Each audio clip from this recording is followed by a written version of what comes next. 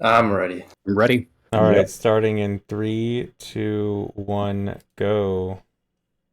Hey gamers, this is Kita, and today we have a very special playthrough of the Wind Waker. Alright, everyone else take it away. The Wind Waker. What the? The Yeah. astute right. viewer will realize that this is not Ocarina of Time or Majora's Mask. This is not Yeah, I a think this N64. is the first February 21st run that is not OT or MM, right? Yes. That is correct. Well, there was the OT 3D TAS by Ben Stevens. That counts. That counts. True. But that wasn't a Lotad. But yeah, what better run to do this with than two pause?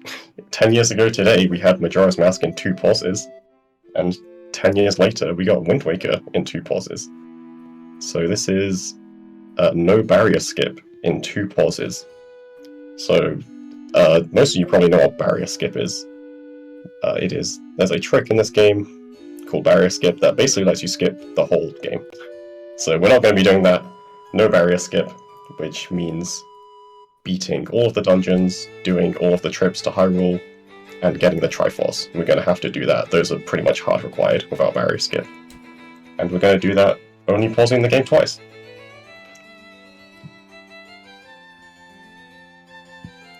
I can explain what a pause is in one sentence. It's pressing start to bring up the equip menu, which you use to equip items to X, Y, and Z. Just in case you didn't play the game before. And I'm glad you elaborated on that because should also mention that there is a C-chart pausing option in this game, but that uses the D-pad, not the start button. So we will be using the C-chart multiple times throughout this, so I don't want to see any grumpy faces in the chat from seeing the C-chart showing up 5 or 6 times. Yeah. The C-chart is not pausing. It's another menu that we have to bring up, but it's not pausing. Yes. If you look through our playback file, you will see that the start button has only been pressed 2 times and for 1 frame each. Yep. As it should be. So yeah, just like Ocarina of Time and Majora's Mask, we get to equip 3 items in this game. And those games, they kind of have some sneaky tricks where you can, like in Ocarina of Time, there's an auto-equip when you turn adult, and they also have tricks to like get items on your B buttons. I will just say, for Wind Waker, we don't have anything like that. This is truly just 2 sets of 3 items that we can equip. It is actually just 6 items for the entire run. And sword. And sword. I mean, you gotta. Apparently I'm too loud now, by the way. Oh yeah, turn it down a bit. Okay. My apologies. No problem. It's always tough to balance audio. Alright, here's the 6 items. Number 1, the mask that you put on with the smile on it. The pink Nehru's Love. Flower. White flower that you put in Windfall. Oh, that's my Another favorite white item. flower that you put in Windfall. And delivery bag, which you can equip apparently. Wait, can you actually equip delivery bag? Yeah. I'm gonna let these guys debate that before we add on to that. But all right. Also, this is no barrier skip. This is not super important. This is also no act reloading. If you're a Wind Waker person, you'll know what that is. If not, it doesn't matter. But there's a stupid glitch called act reloading. We're not going to be doing that. Yeah. The barrier skip before barrier skip. Where you just get rid of the barrier. So out of curiosity here, I love my Ocarina of Time and Majora's Mask brothers and sisters here, so I kind of want to get a feel for what everyone's experience is with Wind Waker, so we can kind of dictate how comfortable you guys are with the knowledge of the game. So, like, how would you say between like 1 and 10, how much you know about Wind Waker speedrunning? Like 1 being like, who is this anime boy, and 10 being like, I'm working on the 80% task right now, actually. For me, I'd say like a 6 or 7. I watched a lot of Wind Waker speedruns back in the day. Still watch them occasionally. Actually, I just got back into like doing rando and stuff, so I'm learning some new stuff. And I recently watched a bunch of more recent runs. So I know a decent amount, but only I'll know most of the basic stuff. I might not know some of the like more advanced, more advanced stuff, more technical stuff. Oh. That's my same answer. Yeah. Minnie, take it away. What are we about to do? Well, obviously we're gonna, go see Grandma, get the telescope. Yep. Do all that stuff, and sort of backflip off there. And what is happening? So get used to seeing this. This is a super swim. So Nintendo love to not put negative speed caps on their characters, and when Link turns around he gains some negative speed, and look at him go. And yeah, we're at this island now. And that's turning around every frame, right? Yep. Yeah, every frame. And this is a 30 frame per second game, so that is alternating every single 30 times a second. Yeah, so this is Diamond Step Island. You're normally supposed to come here very late into the game, but we're just here now. So we got inside the island before it loaded, and then we could swim up to the waterfall. Yeah, I think it's a good idea to like say where the places are in the game, because I'm sure a lot of people in chat literally never saw this ship before. Yeah, I think you're supposed to get here with hookshot, right? Which means it has to be like after Wind Temple. Correct. Yeah, So this is very late. And this is where you get the ghost ship chart, which is a required item. So there it is. Yeah, because in this game, anything that is activated through charts, you can't just know where it is. You actually have to have the chart for it to activate, correct? Yeah, that's right. And then that also applies to the Triforce charts. Yeah, the ghost ship chart is a bit of a weird case in that, because you can actually see the ghost ship without the chart, but you have to still get the chart and open it to be able to enter the ghost ship. And we have another super swim. I assume this is going to be common through the run. It might be. Pretty much never want to sail, I guess. Well, unless you really have to. Yeah, keep that in the back of your mind. We may be seeing some sort of stuff like that. We won't be seeing any sailing. I won't spoil too much, but you may see other stuff. Yeah. Anyways, we are swimming to a seemingly random place in the ocean. And as it turns out, this submarine's just going to load in for us. And the submarine just so happens to have a very special kind of enemy for us, these moblins. Particularly these moblins that hold lanterns. And if you don't have sword in your hand and you run into these, they act like they are the guards in Forsaken Fortress 1 and will throw you into jail here.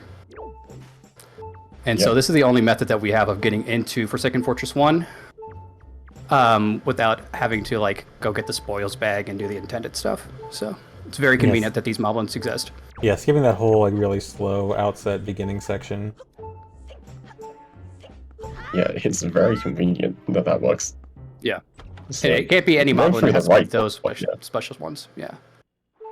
Yeah, they have to have the lanterns. Alright, so this is not usually the path you would see taken through Forsaken Fortress 1 in like a speedrun or anything. But we need this text here. We can just like go past this text and not pick it up, but it's an important flag that we need for later. Yep. So keep that in the back of your mind. This game loves trying to be as linear as possible for you, but we can kind of get around it, but we still have to hit certain triggers and things that seem arbitrary but are necessary for avoiding crashes or soft locks later on. Yeah, and here we're seeing some brake slides. So this is some cool movement tech in this game, where you can just kind of skid on the ground. It turns your speed negative, which means it's better for going up slopes. We actually discovered a lot of brake slide. We discovered a lot of brake slide tech like during the making of this Lotad, so you'll see the brake slides improve as we get further along. Nice. Rip that Bokoblin.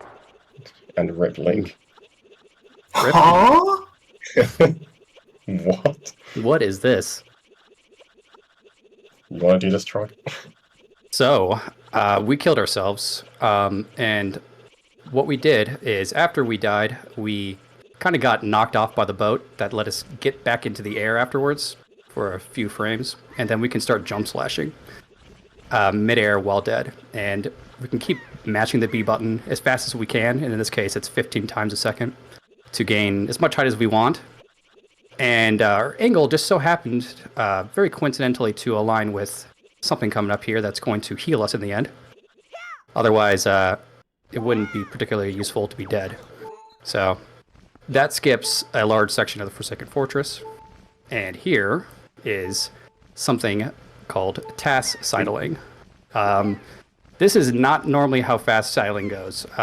That's like probably 2 or 3 seconds faster than what RTA runners can do. It's kind of crazy. I love throwing the stick at him. Yeah, that also skips a cutscene there, where like Link goes, "Yay!" Yay. That's a good impression. So yeah, that kill yourself hover is also known as the zombie hover, and it was one of the first actual tricks found in this game, because this game went a really, really long time without having any tricks at all. It was just completely unbreakable. Yeah, it was like 2010. We're gonna see some old school glitches in this. We'll be doing some shout outs to glitches and stuff and people like them. Yeah. So I want to say that whole Forsaken Fortress 1 segment was tasked by Aza, which made me realize I completely forgot to mention the tasks for this. So me and Trog, we tasked this along with EJ125, Aza 67, and CGF. So there were 5 authors for this. And there is a sixth person known as the Lewis script, because you will be seeing a major revolution in Wind Waker tasking in this, and that is the utilization of a lot of scripting automation for brute force stuff. And there's going to be a lot of things that would have been impossible without brute force testing, RNG manipulation stuff. So I would say like a good at least, I don't know, 5 to 10% of this was scripted in some sort of way. Maybe like 5%, not including like text, obviously, but I assume for a lot of the repetitive input stuff, like zombie hovering and super swimming, there's a lot of just repetitive inputs there, right? Yeah, we kind of shout outs to Azer, I gotta say, for the text mashing, because I'm normally pretty lazy with it, and I just use like an auto fire button. But the auto fire button loves to drop input sometimes, and so the only way to do this optimally within Dolphin, which is the GameCube emulator, is to actually manually go through each text box and frame advance it and mash that way, which kind of sucks. And Azer did a lot of that himself, so huge shout out to him. There are a couple times where like someone just kind of mashed through a cutscene and then continued on, and then Aza went back and was like, guys, you lost a frame here. I don't know if you noticed. We're like, oops. How dare you lose a frame? I know. Yeah, this was made on a special version of Dolphin, so they didn't have access to Lewis scripting, which is on some other versions, where supposedly you could do a text mashing script to solve that. Yeah. Anyway, we have a boat now. That's what beating Forsaken Fortress 1 is important for. That spawns King of Red Lions into the overworld, so we have a boat. And we may call him, in the future, Coral. So keep that in the back of your mind. Whenever we say Coral, we're referring to the King of Red Lions here. Yeah, K-O-R. So just a little super swim around to the back of the island. We're going to do some RNG manipulation here to get some rupees. We need to get 80 total to purchase the sail. And these pots have, I think, like a 5, I don't remember exactly, like 5% chance of giving you reds. So, I didn't even know those could give you reds. Wow. Yeah. Yeah. Don't normally see it. Never lucky. Alright, so we just bought the sail. That is. Are we going to equip our that? That seems first item. that could be useful. Are we going to equip that? It could be useful. It would cost a doesn't- pause. That'd be a big commitment. You're literally super swimming right now. How is that useful? Yeah, get used to the super swims, especially in the beginning. Well, they're everywhere, but we gotta pick up some items first before we want to do our first pause, you know. So we're at Greyfish now. This is one of the kind of main story islands. You're supposed to come here after the second dungeon, but we're just here early. I love how the island stays like half loaded through the cutscene. Yeah. Yeah. So this cutscene activates Endless Night, which is, you know, what you can see here is nighttime, it's raining. And this stays until you go and get Nehru's Pearl from Outset. So until we do that, it will just be raining forever.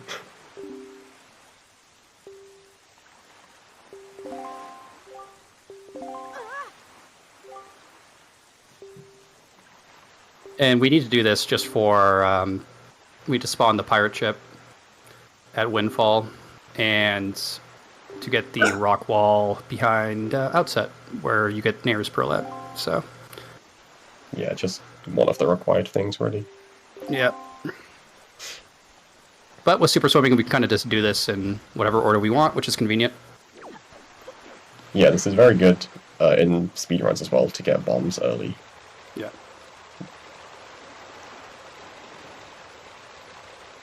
Alright, off to our next destination.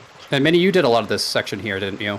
This was mostly you until Yeah, this... pretty much Dragon Roost, right?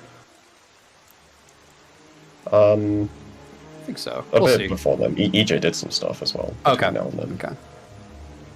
But yeah, this was... But this was is really- yeah, this is really cool. This is one of the first Wind Waker projects that actually did a lot of collaborative work. Yes. Historically, I did a tool-assisted speedrun of the old 80%. Some of you may know it, in like 2 hours 46 minutes. Yeah, It was like that's 8 years actually ago. still one of my favorite tasks I've ever seen. Nice. That task was so good. Thanks. I agree. So I did that one, but that was a solo project. And Minnie, you've done a couple things on your own. You've done like a couple challenge categories Yeah, I've before done this.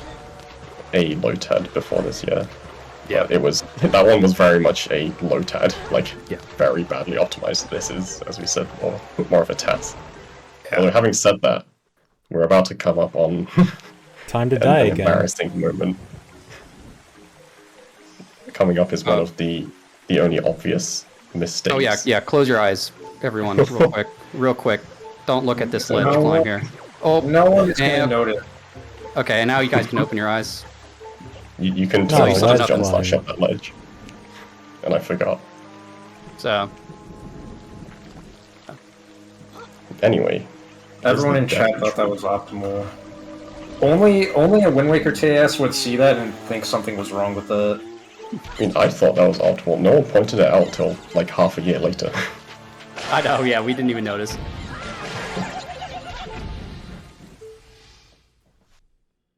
Anyway, killing some chews. And another nice little cutscene. Yeah. So why are we here, Minnie?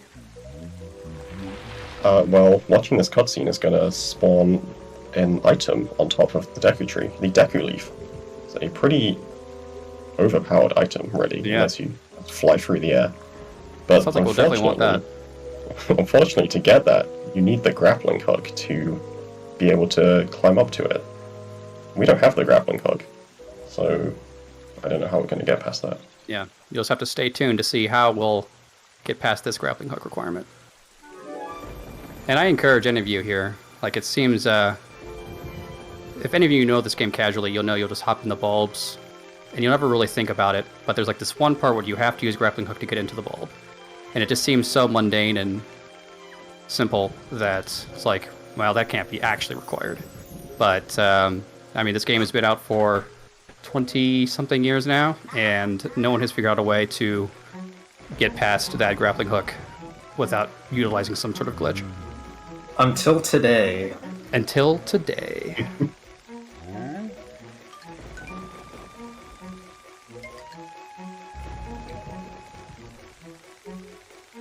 Oh yeah, so some people are mentioning about how this cutscene is often skipped in a speedrun, but to skip this, you need other items that have not been gotten or equipped yet. Mm-hmm. Equipped being the Yeah, important yes. part. There's So- no items equipped right now, so just Nope. Yeah, so still one there. thing that happens often in like low pause runs is that sometimes there are ways to skip cutscenes that you normally see in speedruns, but then though they usually require like some item that would be an extra pause, and if you're really trying to cut extra pauses, then sometimes you might even want to just watch a cutscene that you could otherwise skip, just for the sake of skipping those pauses. Yeah. Okay, So here are the bolts. we're gonna climb up to the top, right? So we figured Yeah. out the glitchless way. Oh no, I think you missed. Oh no. Oh no, Link. Yeah.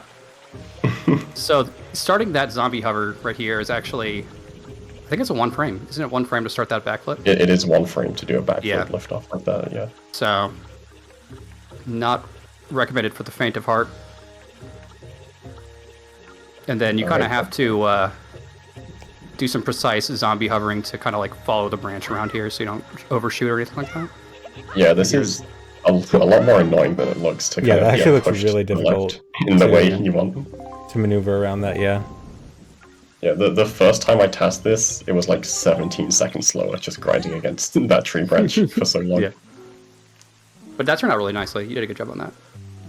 Yeah, so we hovered up, used the branch to push us to the left, grabbed the leaf through the floor, and then...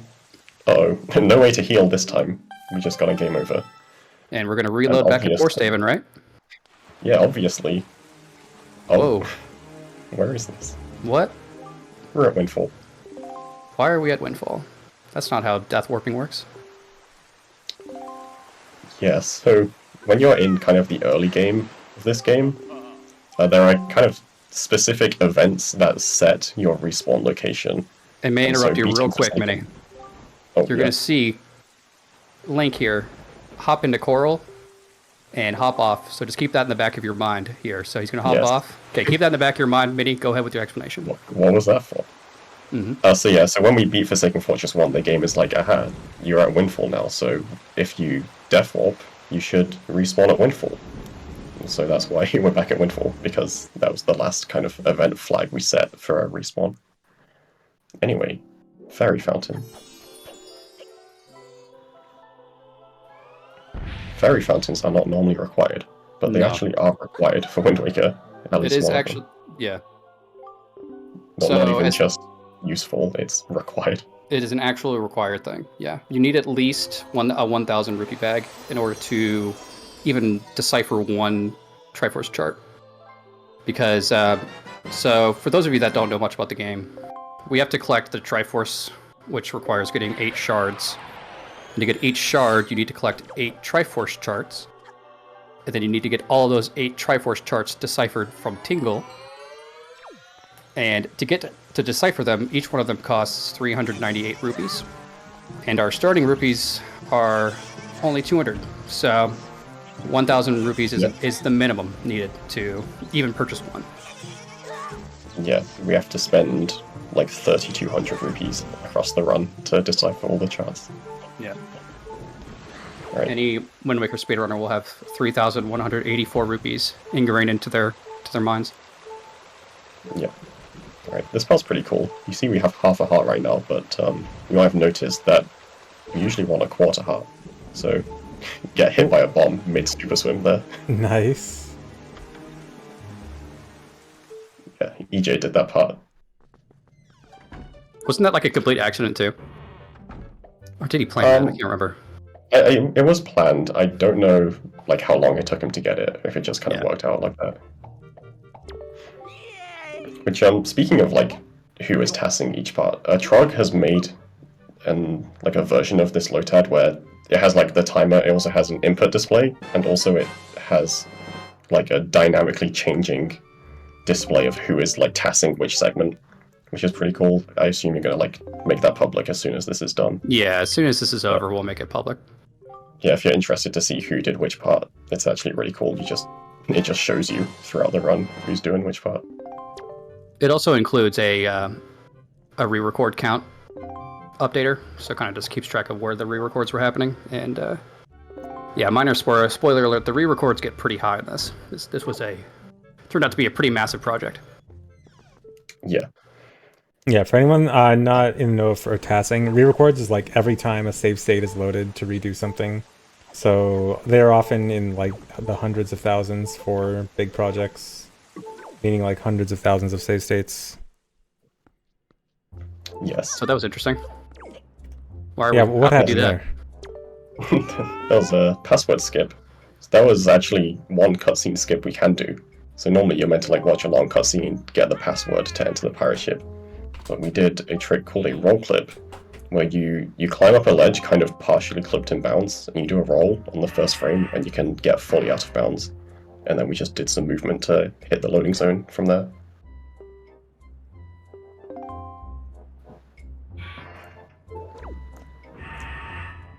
Yeah, this pirate ship is interesting. So if you check your mental notepad, you remember we hit that text box in Forsaken Fortress. That text box is actually the flag for the game to know which pirate ship to put you in, because the first time you come to the pirate ship, it's supposed to be for the spoils bag. But we don't really care about the spoils bag, we just want the bombs. So we hit the flag, which was that text box, which is what the game checks to know to put the bombs in the pirate ship instead. And Yeah, for anyone that had Joy Pendant or something as one of the equips, I'm sorry to disappoint you. Oh, I forgot about Joy. Yeah. I would have said the forever locked out of Joy Pendants. Now, we have to leave the pirate ship, and isn't this normally a problem, Minnie? Because of certain Gossip Stone stuff? Yeah, so there's also a flag that the game checks for to see where it should put you when you leave the pirate ship via the door. So if we were to try to leave right now, it would put us on like the daytime traveling pirate ship, and we would be stuck, basically. Yeah. So instead... Shoutouts to that barrel. Thanks, Barrel. Yeah, this barrel, I can't think of any other way you would die in here, because the only way to leave would be to pause and save quit, which obviously would be bad, or death warping, which we need to void out somewhere, and I don't know how else you're doing it. Yeah, So- actually, that's a good thing to mention. Is I know that save warping is seems more significant in Wind Waker than it does in like the N64 Zeldas. So that's even another thing that has to be worried about for low pause runs, is just how useful save warping is in this game. Yeah, You just can't if do we it. couldn't find a way to death warp there, I think it would have been possible, but we would have had to like do a complete reroute of the early game to make it possible to escape there. So pretty convenient. Also, when we death warped there, we spawned at Windfall, but the astute viewer noticed we actually spawned in a different place to last time. So remember when we entered and exited King of Red Lions? So having entered King of Red Lions for the first time is like the flag where the game says, okay, from now on, if you do a death warp, just respawn at the same place you're at, instead of having like set locations. So from now on, if we say a death warp, we'll just respawn where you would expect, instead of somewhere weird like Windfall. Also, that slight detour to Fire Mountain just to take damage was wonderful. Yes, we are taking a lot of damage. Link is Yes. getting pretty beaten up in this early game. For anyone that knows Wind Waker will know that, well, we've been collecting some of the best items in the game. So we're collecting the Wind Waker, which is going to be very useful, if only we could equip it. But then also we collected the Deku Leaf, which basically lets us fly. And that would be incredibly useful to have right now, but we don't. So Yes. if you can kind of guess where this damage is going, based on the fact that we have not equipped Leaf yet. So there's Rock Skip. Rock Skip. This is a classic 2005 strat.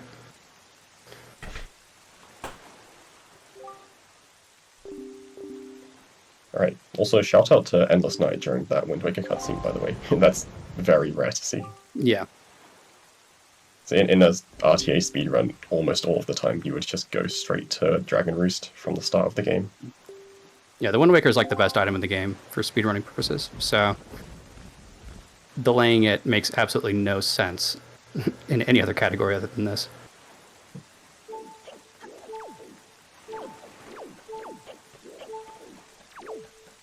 some more break slides.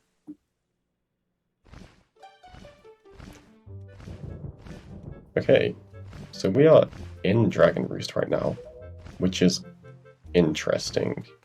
Because the only reason you would come here is to either get the delivery bag, which isn't particularly useful most of the time, or you want to enter Dragon Roost Cavern. But normally to enter Dragon Roost Cavern, you're supposed to like go speak to Medley, and then she gives you a letter, and then you have to equip that letter, give it to Kamali, and then you go to Medley again, she gives you a bottle, you equip the bottle, you pour some water on some bombs to be able to enter the dungeon. So normally, like just two to enter the pauses. dungeon.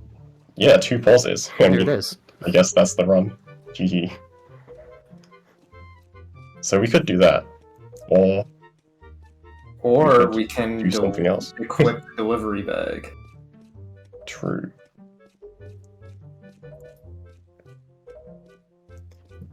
But yeah, here's another cutscene. Normally we would skip this cutscene, but again, when you don't have any items equipped, it's kind of hard to skip cutscenes. Or do any tricks, really. Yep. But How I do you say that normally having skip done... this one? So there's like another entrance to this room from above, so you can enter it from that Yeah, I way, think so you that could doesn't- hover up there, but then dying would put you back down to the bottom again, right? Yes. Yeah. Yeah, we wouldn't have a way to heal. So Anyway. a year ago from this day, 2 pause was Wow. not possible, but pretty much a year ago, we found something new that Mitty found that made it possible, and it's this clip here. Whoa. Yes. And Nice. we're off. Alright. Shout out to that rock. That rock. That So rock there's just made no 2 other way pulse to possible. start a hover here. There's just absolutely no other way. Yep. So Yep. the big discovery was being able to enter Dragon Roost without needing to equip any items. Because as Minnie was saying before, you needed either a bottle or you needed Deku Leaf, basically. Yeah. Or bombs, I guess, to damage yourself. So yeah, for like 3 years or something, 3 pause was possible, and 2 pause, the only thing that was stopping it was being able to enter Dragon Roost Cavern. And I spent many hours looking for a clip in this area, and so did EJ. We both spent a lot of time looking, and then I found that clip, which is called a push clip. So basically, you hold the rock above your head, and you drop it, and the rock kind of pushes Link, and it pushes him just enough in a single frame to clip through a tiny gap in the seam. Is that the The- same basic mechanic that makes barrier skip possible? Yep, exactly. That's what I was just about to say, is that Nice. the astute viewer that may know any percent or standard runs will know barrier skip, and it's the exact same principle where you use a bomb to drop it behind you to displace your movement. Yeah. But in this case, we can use a rock. Yep, and rip Link again. And so And those this is those why- those clips are super precise, right? Correct. Incredibly. They're Yes. like floating point precise. Yes. In the We position. use that's another example where we'll use like Lewis scripting to like brute force check positions to try to find. Yeah. So now we need damage again, and these yeah. bokoblins This are was a very ritual. angry at us. I don't know how you did this. This is Yeah, insane. yeah. This was a fun thing to manipulate. So normally you can only take damage like every 30 seconds, or 30 frames rather. But by pulling out the sword, the moment you get hit, resets your damage animation frames, and you can take damage every 20 frames. And then that was obviously some heavy RNG manipulation to get the bokoblins to attack us faster. Yeah. But why would we want to take damage? I don't understand. Mm-hmm. Well, this room looks pretty I don't tall. Yep. It's a little tall. So this is probably one of the most insane things this stats does. Shoutouts to Azer on this one. Yeah, Wow, you this can was hover not off that. required. Yeah, no. So anyone that knows Wind Waker speedrunning knows that we would use something like the Tingle Tuner to heal us at this point. The Tingle Tuner, you can buy things like red tings off of its shop to heal yourself, but we don't have that. In fact, we have nothing equipped at the moment. So But we do need have some else. friends. We do have some friends, but how do you kill those friends? Oh, where did that rock come from? Yeah. So So all of that was is- random. All of that is RNG. How That's- long did that's- that take to get? that took Azure at least a day. It took multiple days of just researching to see what was possible. Okay. Yeah, that was all laser. There was like no scripting in that or anything apart from like. Also, to that match triple the kill was button. amazing. Thanks. Yeah. Yes. So yeah, where the rocks end up spawning is completely random. Obviously, the keys are entirely random. So that was a fun trip. But anyways, we're up here. Yeah. And also, I was saying that doing that hover is completely unnecessary. Like, we could just go through the dungeon normally. But, you know, we gotta be swag. That'd be slow. Still trying to go fast. As long as it doesn't cost a pause. Exactly. Alright, so we're almost at the mini-boss for this dungeon. Which, is gonna give us another item. And speaking of items, I think we have, like, 6 equipable items already. Yeah. So, quite a lot of items.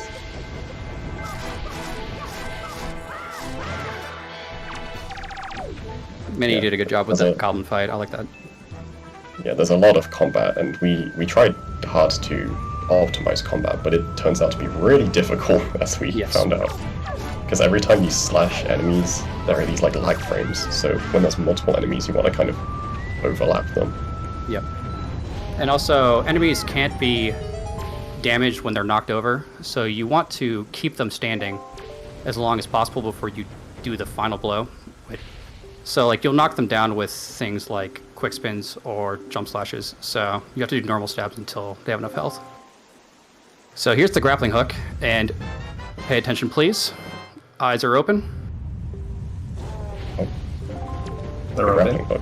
They're I'm wide looking at open. my- Can't blink. Alright, there's the pause screen. Oh! And there was another push clip. Bombs, Wind Waker, and Grapple. Yep. There is our first pause. And a lot's gonna happen immediately. So yeah, that was another push clip using a bomb. Yes. Which is the classic way to do push clips, because it's basically, you can pull a bomb out of your pocket whenever you want. And then, what was that? Whoa. What is happening? What? Yeah, time to explain storage, I guess? You want to explain that? Okay, I guess we have some time. I'll first of all, I'll preface this and say, Azer, you did a nice job with the Goma fight here, but it is mostly an auto-scroller, so I will talk over most of it. So we have utilized the glitch called storage with the Wind Waker. And how storage works is we pull out the Wind Waker as we climb a ledge, and then we have like a wall positioned in a way such that when you pull out the Wind Waker, it forces Link to turn 180 degrees around. That causes Link to fall off the ledge and enter a state called a Wind Waker dive.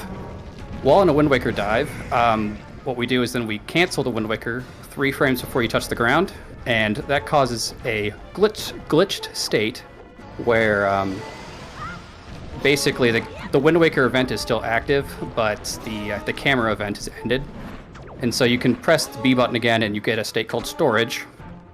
And essentially what storage is it's basically a global flag at the game that tells you, basically whenever you try to interact with another event, it'll say, nope, you have to cancel it immediately. So we can keep this global fat flag active and interrupt the next thing we interact with. So in this case, we opened a chest using storage, and so that interrupted opening the chest. And that's a whole nother glitch called chest storage. And I've talked enough about storage. Minnie, you want to talk about chest storage? Sure. So when you open a chest, normally the game has this animation where Link kind of reaches inside the chest to pull out the item. Also, the end of this fight is pretty cool. Oh yeah, this is a good watch this fight. for a second. Yeah. Nice. Long Wind Waker dive for storage into a nice Gomamon cycle.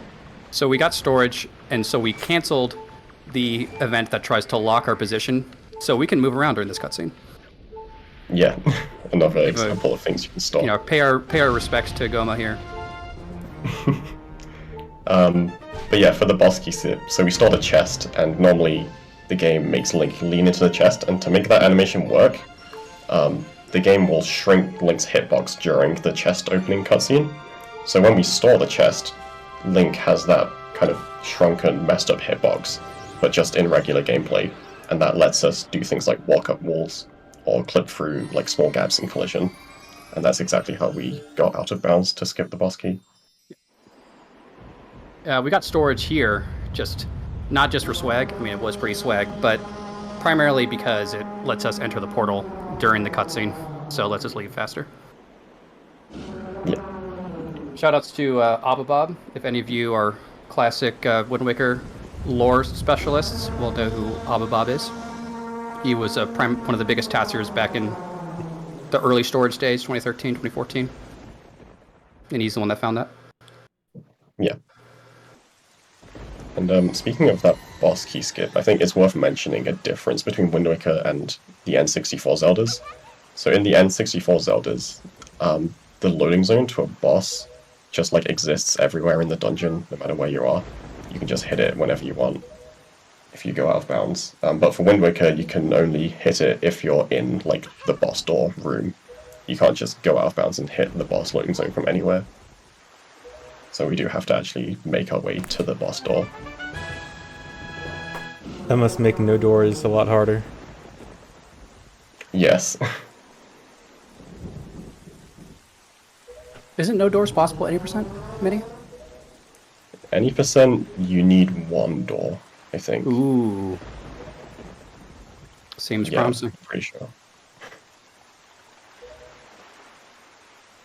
That door is the last one, Ganon's Tower. Not quite, but almost. I'll take an almost. Yeah. Alright, anyway, we've beaten our first dungeon. First dungeon. To get the Wind Waker lore out of the way, we have to collect the 3 pearls in order to raise the Tower of the Gods to get to Hyrule Castle. So there's one of the 3 pearls down. Right, and here's a fun trick that nobody actually understands. If you get storage and you store that text box and you like interact with this stone in the correct way, you can skip the cutscene. No one knows why it works. Yeah. Very convenient though. But that was the Wind's Requiem song that we just learned to change the wind. But yeah, so with storage, we're storing these text boxes, which is another new application of storage. So when you store a text box, you can, next time you activate a cutscene, such as pulling the Wind Waker like this, it will bring up the text box, and you can close it while you're in control of Link. And so what we just did is we opened that door, and then closed the text box on a specific frame. And an interesting thing about text boxes is when you close it, it gives you storage back. So we stored opening the door, which gave us a state called door cancel, which is like chest storage, but more overpowered. It basically gives you no...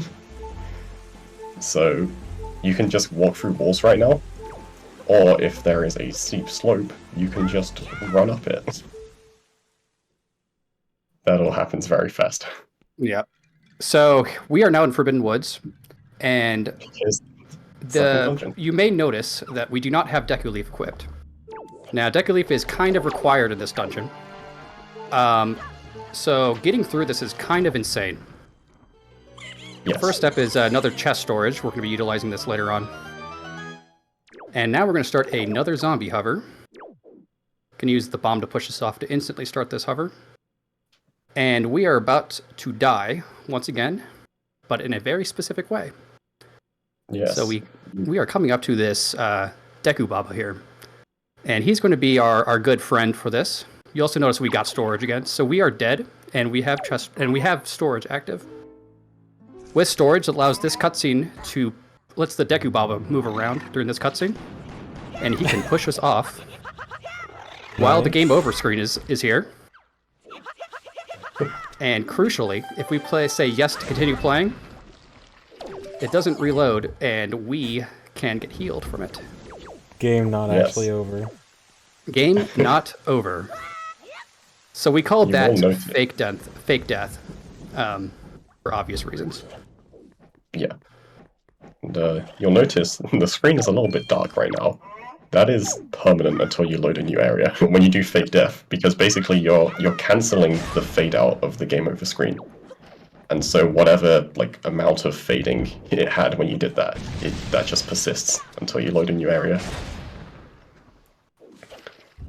So that fake death trick was actually discovered by one glitch hunter called Glitches and Stuff, if anyone knows him. Pretty cool. Oh, us OOT runners know this person very well.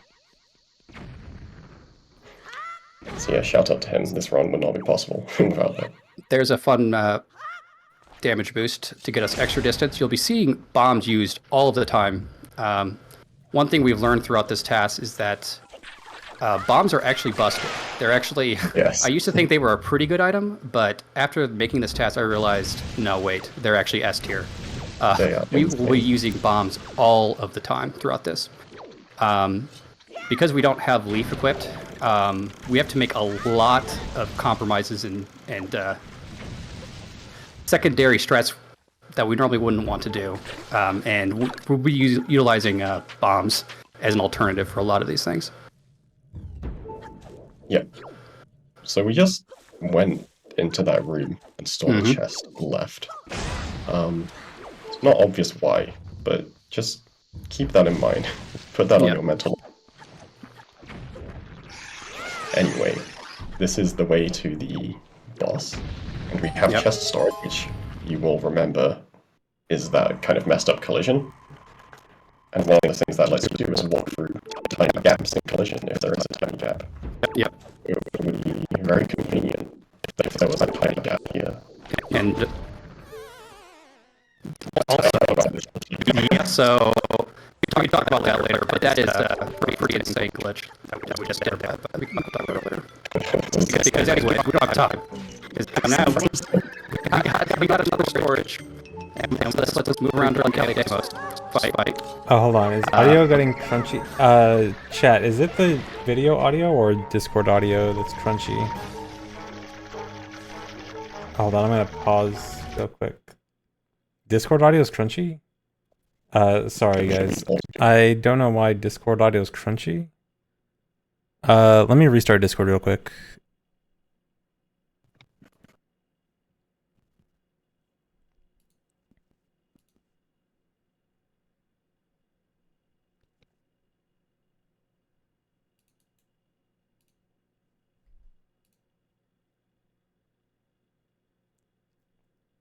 Okay, yeah, so it's just Discord audio.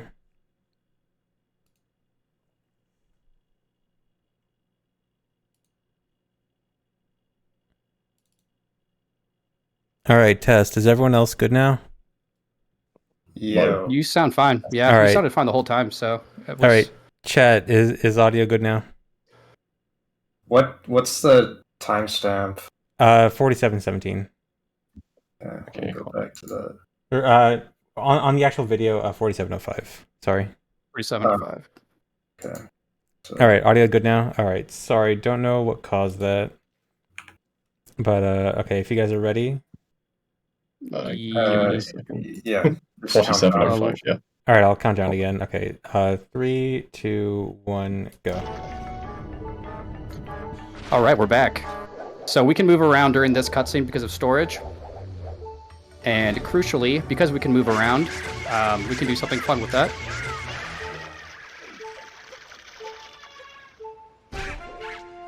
Nice. So I've always seen that fight done where people throw the bomb from under the flower. Is it much harder to do the bomb boost into the flower, or is that like how precise is that? Well, so you only have a very small window before the collision around Kelly Demos exists. So essentially, like when that cutscene ends, you have like a 1 second window where there's no collision whatsoever, and you can kind of bomb boost in. Oh, okay. And then his collision loads around you. All so right. the way that makes sense. so it only happens with storage active. Yeah, I would guess that bomb boost is like a few frames, but the issue is more just getting storage before the cutscene, because that storage is super awkward. Yep.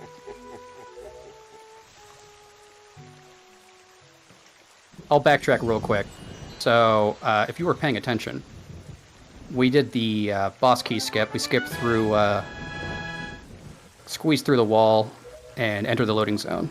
But we did something. We voided out at the same time we entered the loading zone. The way we did that is there's actually a small, very small gap in the floor where the loading zone actually starts. And we utilize a bomb boost to essentially increase our vertical speed, which is necessary for this, to allow us to void out while the loading is occurring. And what that ends up doing is that allows us to enter the boss room as if we had just voided out. And that only reason that saves time is that it skips a small cutscene where Link walks through the door, turns around, and sees the door shut behind him. And it saves like 20 frames. So there you go. Nice. Probably the most complicated 20 frame time save. Maybe. For sure well, I could one of the think most. more complicated. Well, 20 We did frames some worth. complicated stuff. Per frame complication, maybe? I don't know. Yeah, maybe. Anyway, 2 dungeons. If you extrapolate, there's what, 6 dungeons? Will be done in no time.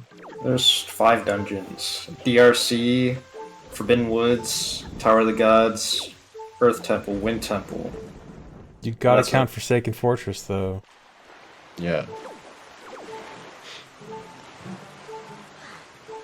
Alright, we're done here.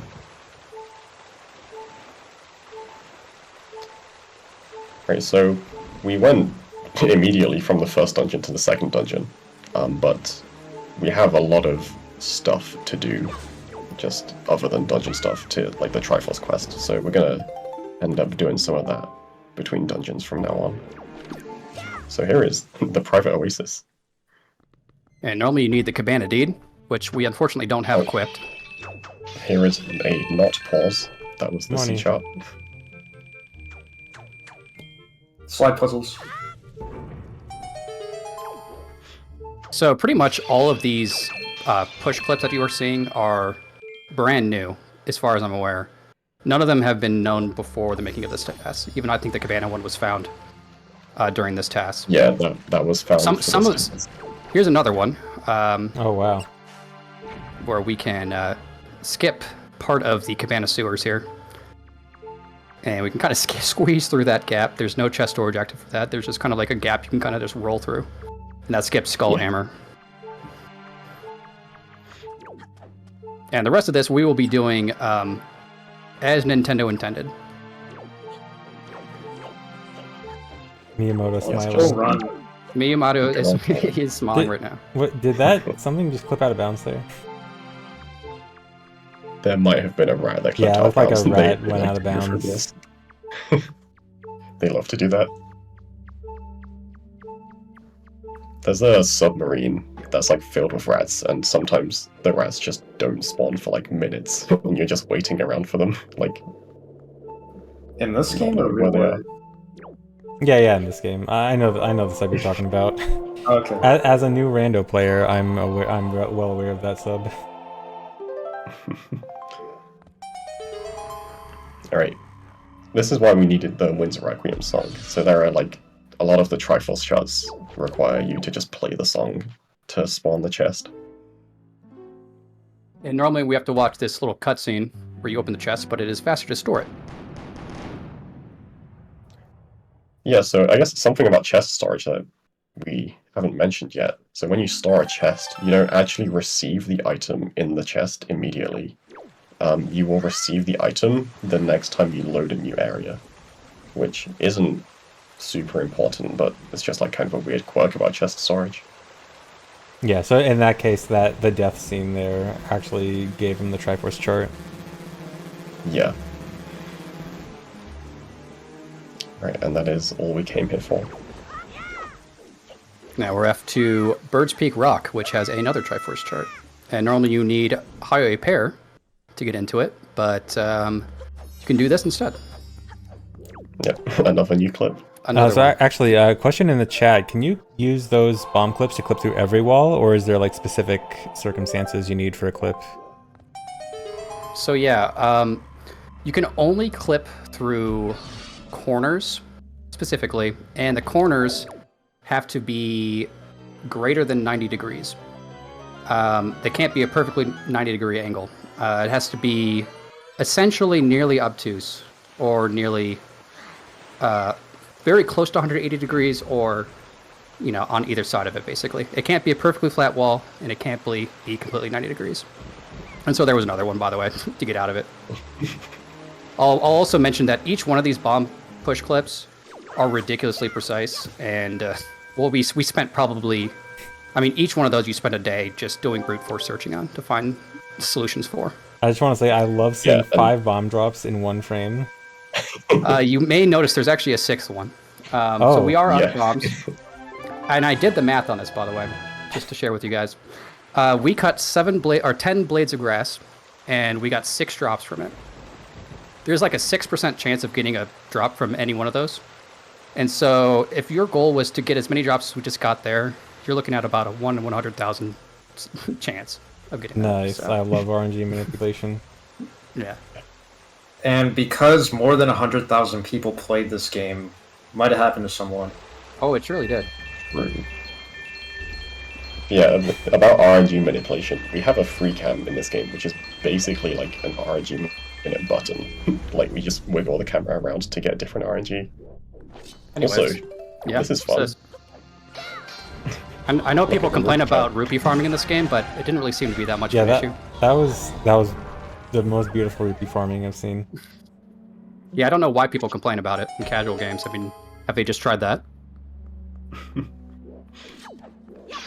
So normally we can skip this. Yeah, this is a cool fight. We can normally skip this with Deku Leaf, but we don't have it equipped. So this is our first time anyone has ever had to fight to this fight in a Wind Waker speedrunning community. So And casually. pretty much. Yeah. Fun fact, Also, if you jump splash onto that chest, the game crashes. Yes, yeah. That's Japanese version specific, right? Yeah, Oh, is it? I think it is. Someone check for us real quick. Can someone hop on their English version and jump flash on the Go Ship chart real quick? Go Ship chest, let us know.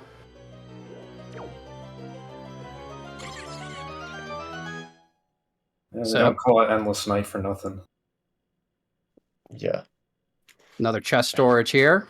We're going to be utilizing its awesome collision properties coming up. Right. And I'll say coming up because, ZFG.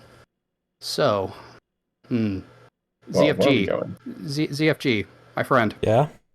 Are you familiar with these runs and how Lotads normally go? And there's always one section that's, a very enjoyable period of time. Yeah. You mean Yeah. You're scaring him. Parts that take a bit of time. Yeah, but those are the best parts, right? The most enjoyable, most interesting. Parts where certain literature gets brought up. Yes, yeah. So it wouldn't be a Lotad day without one of those. So to everyone in chat, please get comfortable. Take your go make yourself a sandwich. Are we building up speed for 12 hours? We are building up speed. We are actually. We're looking. Go into a parallel universe. Yeah. Well, we might finish at any time, so don't look away. Mm-hmm. Starting now. It might be over already. Who knows? So what is the rate of speed increase for Super Swims? Just to give an idea of like how fast we're attempting to go here. Yeah. So every single time you turn around, and assuming you are turning around perfectly, like an exact 180-degree turnaround, you will gain, in quotation marks, -3 speed. So every second you gain -90, right? What's my math? Yeah, -90 speed. Do we want to spoil how much speed we're trying to get here, Minnie, or should we let the viewers know? I don't think so, but for reference, honestly, it sounds like it's going to be a big enough number that it's not really gonna. Yeah, you're not going to understand what it means, I guess. It's a big enough number you can go to the bathroom. We'll just say that. Yes. Yeah. For I'll reference, just say the that, speed of a roll is 16 units per frame. 26. Let me put Yeah, my sorry, nerd glasses 26. for you real quick. Yeah, walking is 17 speed. Rolling is 26. And on normal super swim, just like we're going from one island to another, usually around negative 1200. Yeah. Which, fun fact, I did do the math on this one time. Because we have some time. Let's elaborate on some of the speedrunning lore that I've delved into. You can kind of approximate. So like just like Ocarina of Time and Majora's Mask, Wind Waker utilizes in-game units to specify distances, and there's a reasonable approximation that you can say that 1 unit is equivalent to 1 centimeter. That would leave 1 quadrant being 1 kilometer long, and you get like some like reasonable estimations for like how fast Link walks and like Link rolls and stuff like that. It all kind of makes sense. So you can kind of convert that into like how fast is Link actually going into Super Swim. And I remember calculating that to be somewhere like around it was like Mach 1.3 or something like that. So Nice. yeah, you're going around just 1.4 times the speed of sound in the water. That would be a sight to behold. How many miles per hour is It's like 800, 900, something like that.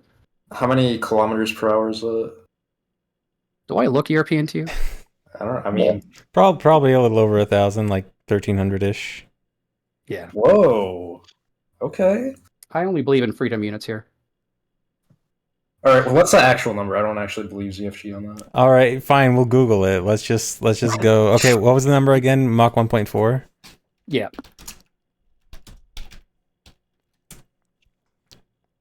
All right, Google says 1605 kilometers per hour. Oh, what did you say? I said 1,300, so I wasn't too far off. No, I think your number is probably more accurate. Yeah, definitely. I'm more trustworthy than Google. Trust me, guys. So anyway, this wall. This wall is our Yeah, is we're our still friend. building up speed. So are we? Yep. Are we approaching speed of light with this, or? You know, I haven't done the math on that actually. We are approaching it slowly. Yeah, I guess it has to be approaching. Just depends on how close. Well, I guess we're approaching the negative speed of light, I guess. And since we probably still have some time here, don't worry. If you guys have not gone to the bathroom, you know, made yourself a hot dog, You have time. got yourself a Coke, you got some time still. You could do your taxes. Yeah, do your taxes. Yeah.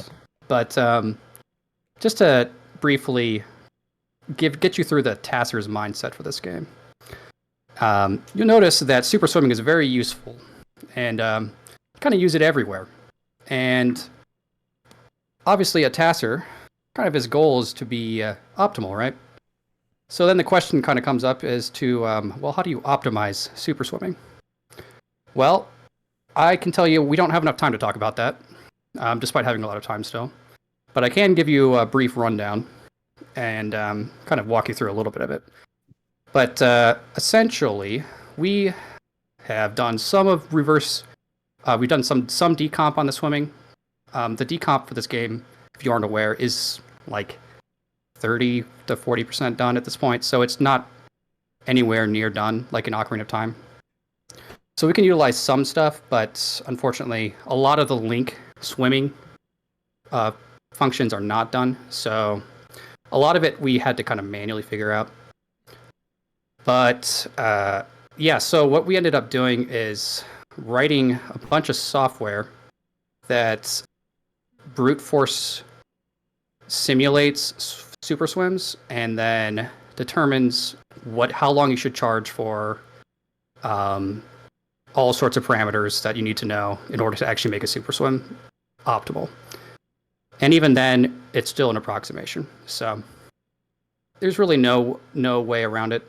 Super swimming is very, very difficult to optimize. So if we have any math doctorates in the chat, hit us up. We'd love to talk to you. ZFG, that's your cue. I don't think it's my cue actually.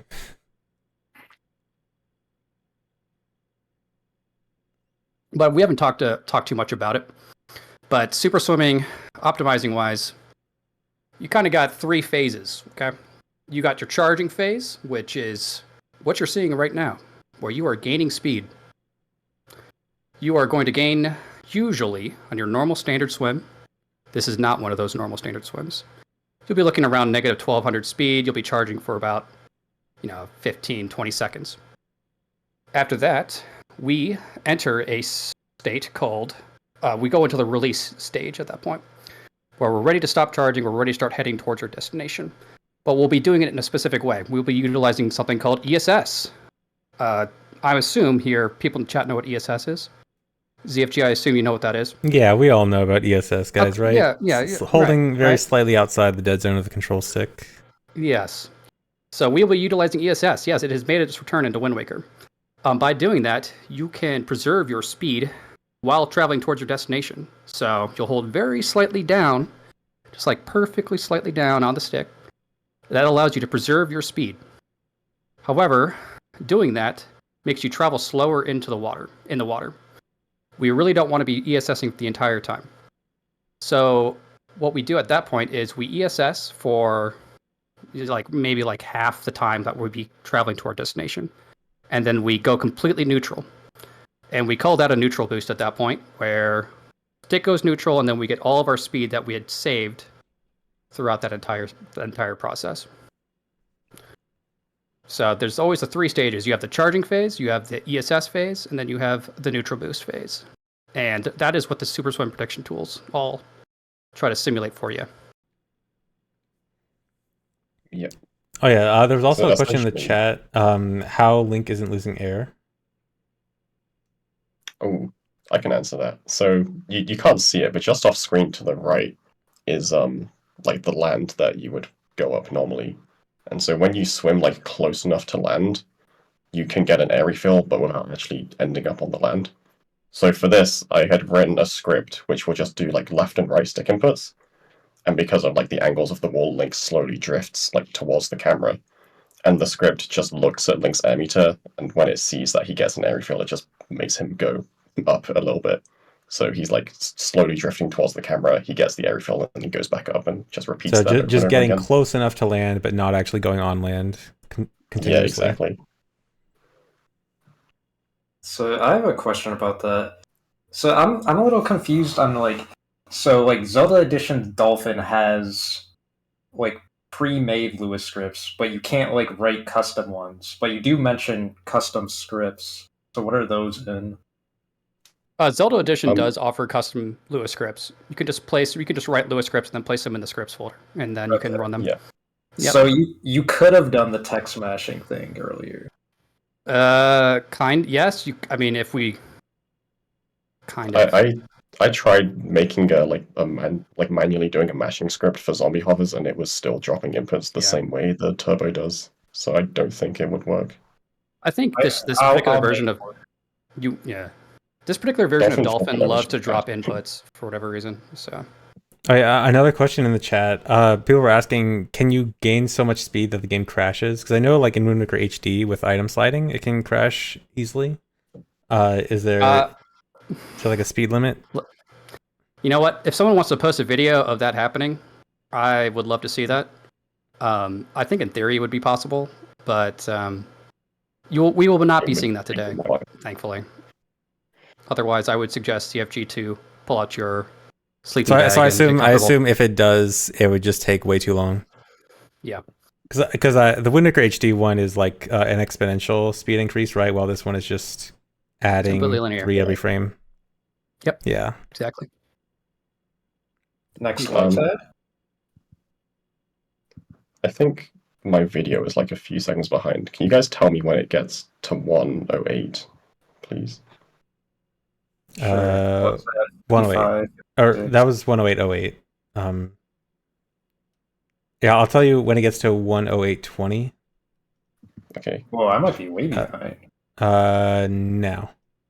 Or actually, wait. Oh no, you know what? I'm looking at the timer time, not the video time. Oh my god. Okay, no. The video time is weird because Okay, I'm looking at the video playing in OBS and it doesn't update as well as it should. Okay, it's 108 108.30 on the video.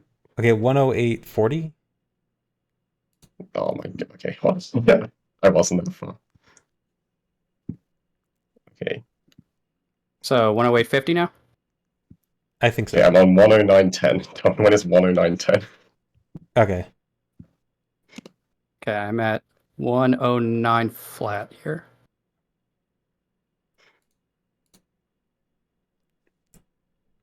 But yeah, Okay, if anyone in the chat here, Oh, go ahead. Sorry, go ahead.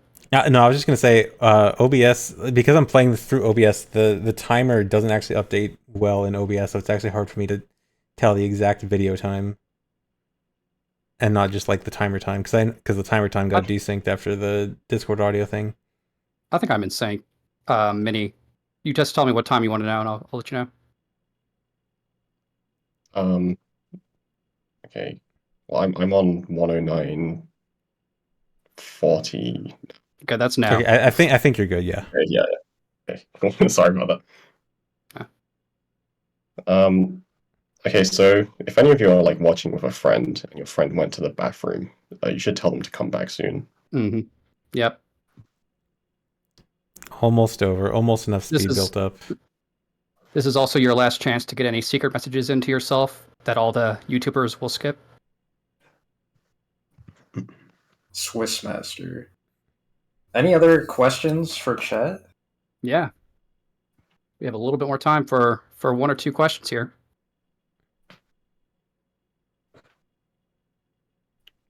We have a question. I love ZFG. Oh, that's not a question. I saw in the chat earlier that C Midnight did confirm that the Ghost Ship or the Ghost Ship chest does crash on English. So impress all your friends. I could have sworn that like I had this one piece of obscure information from years ago and it was actually wrong. Never mind. Damn. They might have patched it on the randomizer. I'm pretty sure they did. Yeah. Why doesn't Link pop through the walls with so much speed? The collision detection in this game is actually surprisingly good. Despite us clipping through like every single wall we've seen so far. Yeah, I was just gonna say.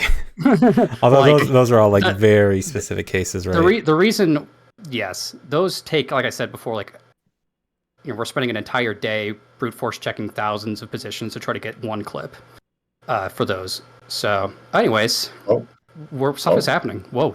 Oh. We're going up. Whoa. So yes, welcome to Fire Mountain. We just kind of went through a volcano there. Nice. Okay. So was all that speed to travel that distance in one single frame? That is exactly what that is exactly correct.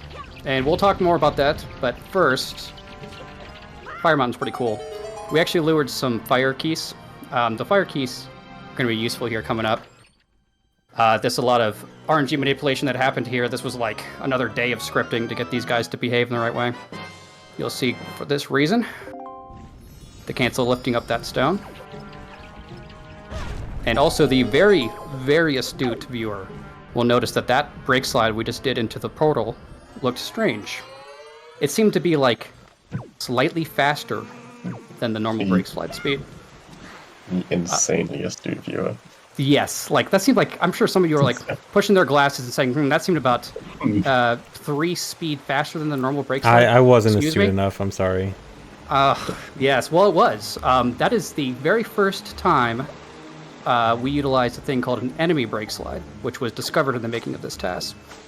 And the reason that is important is that it lets us utilize a brake slide and having full speed, pretty much full speed, roll speed.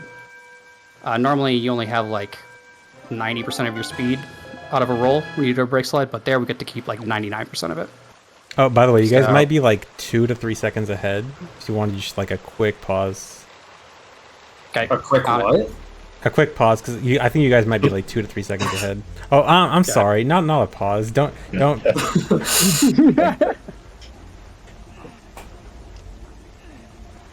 Right. So we gotta decipher here real quick. We'll get back to the Fire Mountain stuff with the whole mega jump that we just did, but here we have to decipher some charts to get you big picture stuff. We have to decipher 2 at a time. So there is a 5,000 rupee wallet that in many runs we'll utilize so that we can do all 3,000 rupees worth of deciphering at the same time. But that wallet is unavailable to us with what we've done so far. It's complicated, but essentially, if we try to go get the 5,000 rupee wallet in the Forest of Fairies at outset, the game crashes. So that's a thing. So we'll be having to do 4 trips to Tingle and decipher 2 Triforce charts at a time. Anyways, well, I guess, should we wait until Nehru's Pearl to talk more about that mega jump? Probably. Yeah, sure. The super swim's pretty interesting.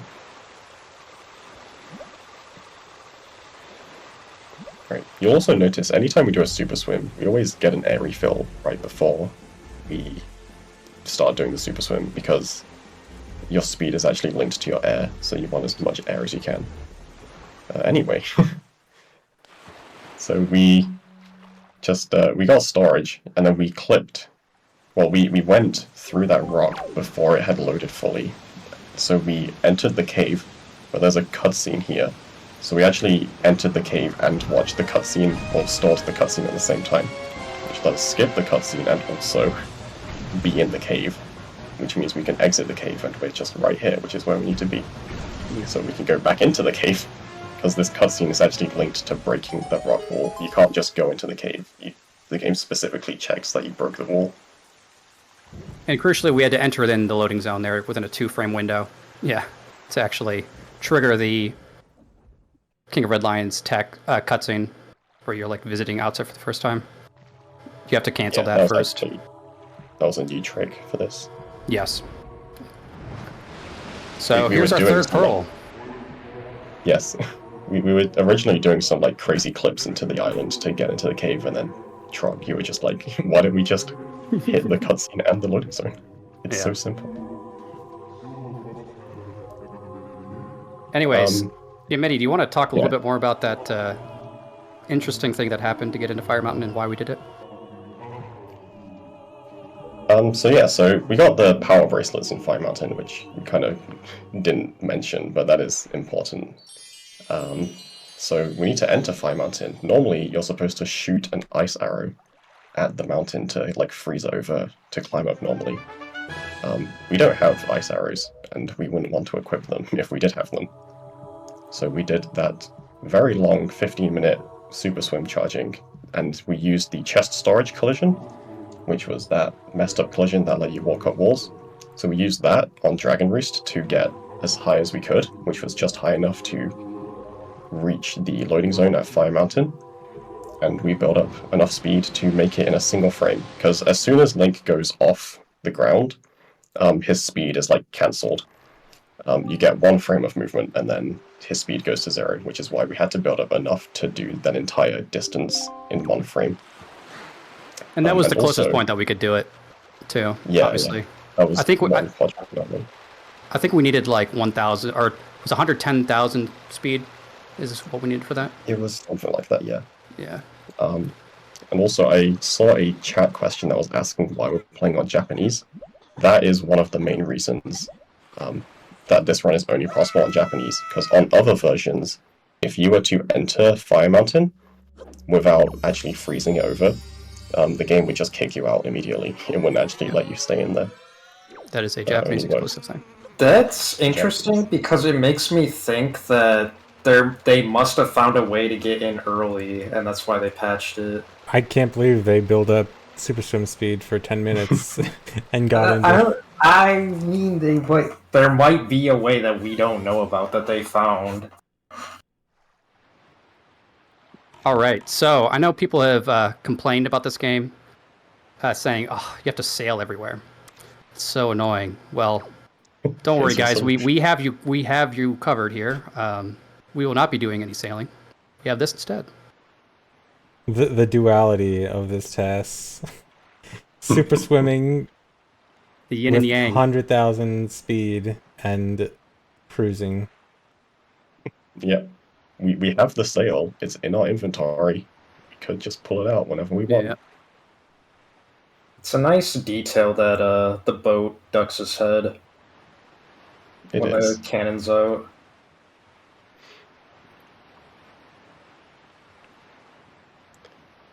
And you'll notice when we, first of all, that super swim clip into that ice block was super cool. Minnie, I think you found that, didn't you? That was pretty cool. Yeah. We needed to do that to reload the area to get the King of Red Lions to spawn. And then immediately afterwards, you did a super swim off the map, which basically reloaded the King of Red Lions spawn position to be closer to the golden ship. And I think it saved like 5 seconds versus just cruising from the beginning. Yeah, so the King of Red Lions has like different spawn locations depending on where he is on the overworld. So the first super swim, we entered and exited that cave, which put King of Red Lions on this island. And then we voided out, which spawned him at a different point on the same island, which was closer to the ship. Also, shoutouts to this golden ship for having like the perfect cycle. Like, it wanders around in a fixed cycle, and it just so happens that it shows up at the correct time when we're close to it and shoot it down. Otherwise, those would be even longer. I have a question about that. Would it be possible to have one of the other boats shoot a bomb at it and have that count as killing it? Yeah, you could. The problem is that the AI in this game is competent enough that it's never going to miss by that much to actually hit the golden ship unless you are like standing basically between you and the golden ship. But yeah, in theory, you could skip like bombs. If you didn't have bombs for whatever reason, you could do that instead. Nice. Yeah. The astute viewer noticed that we got a regular treasure chart from that, when normally you would expect to get a Triforce chart. I know so that's actually a version difference. Kita, tell us. Yeah, I'll explain. Yeah. So in the Japanese version, you actually get a chart which leads to another chart, which actually leads to another chart, and then that one leads to the Triforce chart. Whereas in the English version, it's just a chart. The Triforce chart. One chart in the chain. I was speeding it up a little bit. I mean, we're on a time limit here. True. So the developers obviously saw some wisdom because the Japanese version is actually the original version of this game. They had like a 1.1 version. I don't know if they actually labeled them or not, but the English and PAL versions are a newer version that they patched a couple things in it. And one of the things they did was they nerfed the Triforce quest. They made it way easier, right, guys? I mean, no one complains about the Triforce quest at this point since they fixed that. Yeah. So yeah, we're just doing this chain of 4 right now. We're doing some of them now. We have to go back to Needle Rock. This is Needle Rock Island to collect the third chart in this set of 4. Yep, back in the same cave if you missed it the first time. Yeah, and this again is just to reset King Red Lions here. Yep. Yeah, it's pretty funny that you get the Golden Gunboat at Needle Rock, and then it sends you away, and then takes you right back to Needle Rock again.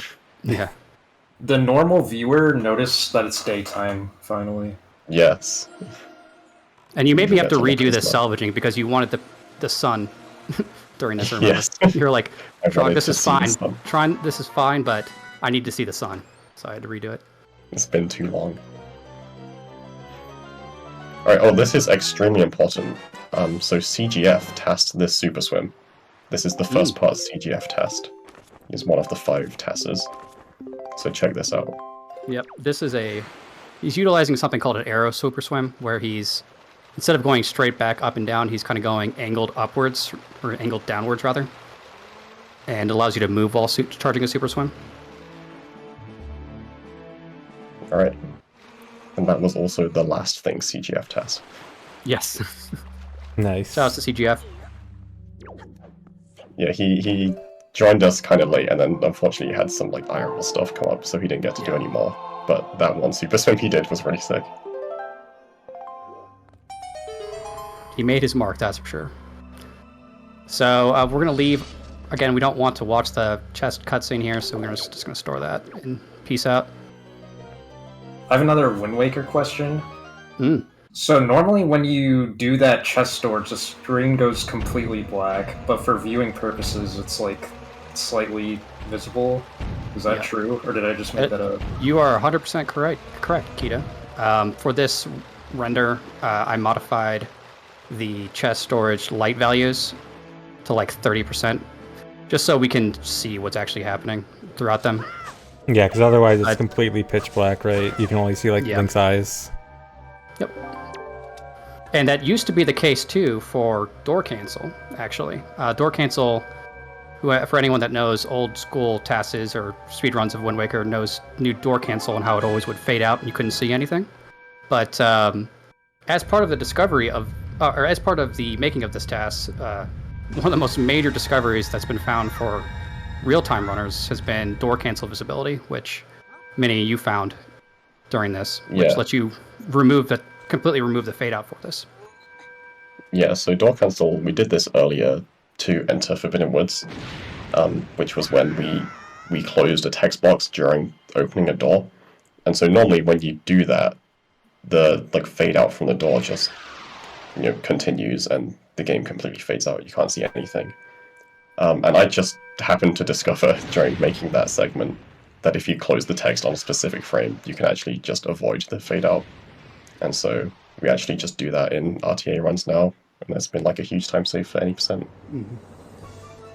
So there, like I was mentioning before, like we found a bunch of things throughout the making of this TAS, and we kind of had to pick and choose what things we wanted to reveal. Like, okay, should we reveal this? Is this actually going to be useful for the real-time runners, or should we hold off on it? So that was one of the things we absolutely knew we had to reveal to people. But certain like minor things like the Bird's Peak Rock push clips and stuff like that, like no one's going to do that RTA. ZFG could have used it for his randomizers. Yeah. I'm sure there was a time. I just need a setup for these float precise clips. Yeah. Did I mention that they were also frame perfect? You have to drop the bomb on the correct animation frame. Yeah. Forgot about that. Alright, off to Tower of the Gods. Third dungeon. After we did some cleanup Triforce questing. Just want to preface this dungeon by saying Minnie and Azer and AGF did most of this dungeon. And they did like a super good job. Like, I did not contribute whatsoever until the end. You'll see why coming up, but this dungeon turned out really well from you guys. Yeah, and immediately the astute viewer may notice something. I'm gonna wait until someone points it out. Anyone see anything? Yep, someone said it. The key count. We have a small key. Yeah. How did that happen? What? So, if you check your mental notepad, you may remember back in Forbidden Woods, like half an hour ago, or whenever it was, there was this room. We went into this room and we stored a chest and then just left with no explanation. So that chest had a small key in it. And small keys have a really weird property where if you store them and then you go to the overworld, because there's no key count on the overworld, the game just like keeps remembering that you have a small key stored until the next time you enter a dungeon. So that entire time, from Forbidden Woods to now, the game had just remembered to keep a small key stored. And then the next time we enter a dungeon, it just gives it to us. Wait, so I have a follow-up question. If that's the case, couldn't you get up to 16 keys? Interesting. You could do that, yeah. Actually, yeah, now that I remember seeing like there's a category extensions thing for I think 10 Dragon Roost keys. Is that it? Is that how you do that? Yes, so we have 14 keys, RTA, and with TAS it's possible to get up to 16, and I've made a Lotad of 16 keys like a couple years ago. That definitely worth a watch after you guys are finished with this. If you still need more Wind Waker content, definitely check out that one. We're still working on up to 37. We're catching up to you guys, but 2 more years. A few more years. Give us some time. 16 is pretty good given that there's only 12 keys in the game. Wasn't it 69 keys last year? Do I Uh, remember wrong? Oh yeah, it was Gerudo Training Ground specifically had 69 keys. What? Total That's hilarious. count was like 120 something. Or no, it was like just under 100. No, wait, no, I don't remember now. Don't trust my numbers. All I know is that Gerudo Training Grounds was 69. That would be all you know. Yeah. So the layout of this dungeon, how it works is the first floor we obviously just skipped by super swimming through a waterfall. That's Yeah, self-explanatory. we forgot to talk about that, didn't we? Yeah. The second floor is not skippable. There's no really skips to it, like large, big picture skips. We have to collect all 3 of the statues and bring them back to their pedestals. But there's lots of little micro tricks like these very precise side hops that we've kind of talked over that are not as easy as they look. And Yeah. here we have something kind of cool coming up. Yeah, so you're supposed to go fight the mini boss right now, and you get the bow. But we don't need the bow, so we're doing a bunch of clips out of bounds with the statue. Oh, we stand nice. on those moving Platform's still platforms there. while they're out of bounds still. Yeah. Yeah, I We can figured just- after you did a super swim to skip fire and ice arrows, I figured bow is probably going to be skipped as well. Considering I don't in know this how game we're you supposed don't... to. I don't know how we're gonna fight Godan though. Actually, yeah, that's a good point. I'm pretty That's a sure great bow point. is required for Godan. We'll have to see. It's also required for Ballad of Gals. Yeah, and I don't know how you're gonna... You wouldn't want to play this game without warping around the world, right? Yeah, how are we meant to get around? Is that all? Just those 2 things? Or is it used for something else? Besides, like, fire and ice arrows? I'm sure there's some switches somewhere. There's some like puzzles that you're supposed to have fire arrows for. Name Enough time 10. Name 10. You need them for Ice Ring as well, if you want to get Iron Boots. So here's one of the coolest skips coming up that got found for this. Yes. Take This it took away. me like a day to do. I'll just let this play out first. This was extremely annoying.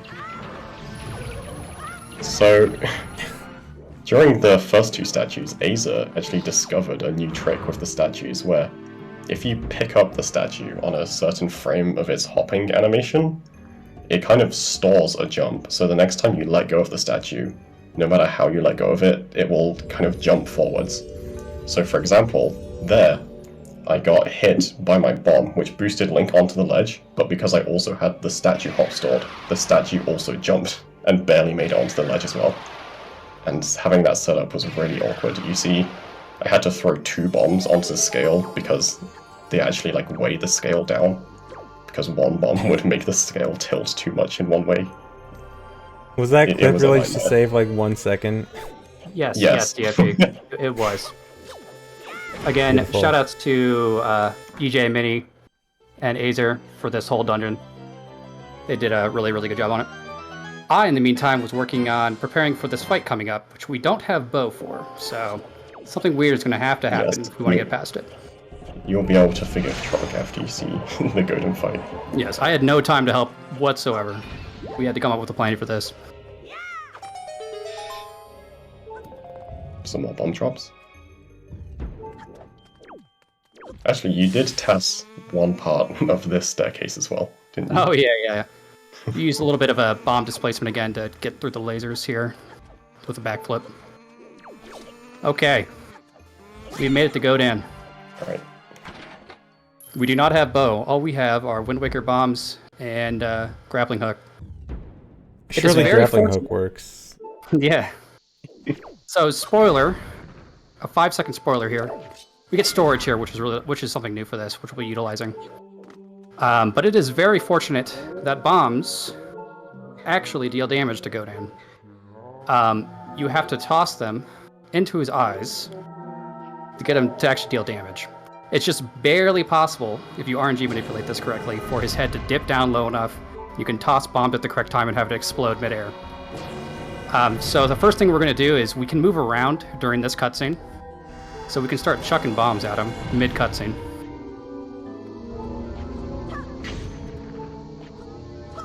and we have to basically we have to drop bombs in his mouth 3 times, and we do a bunch of RNG manipulation to get these hands grouped up, so we can just throw 1 bomb at him.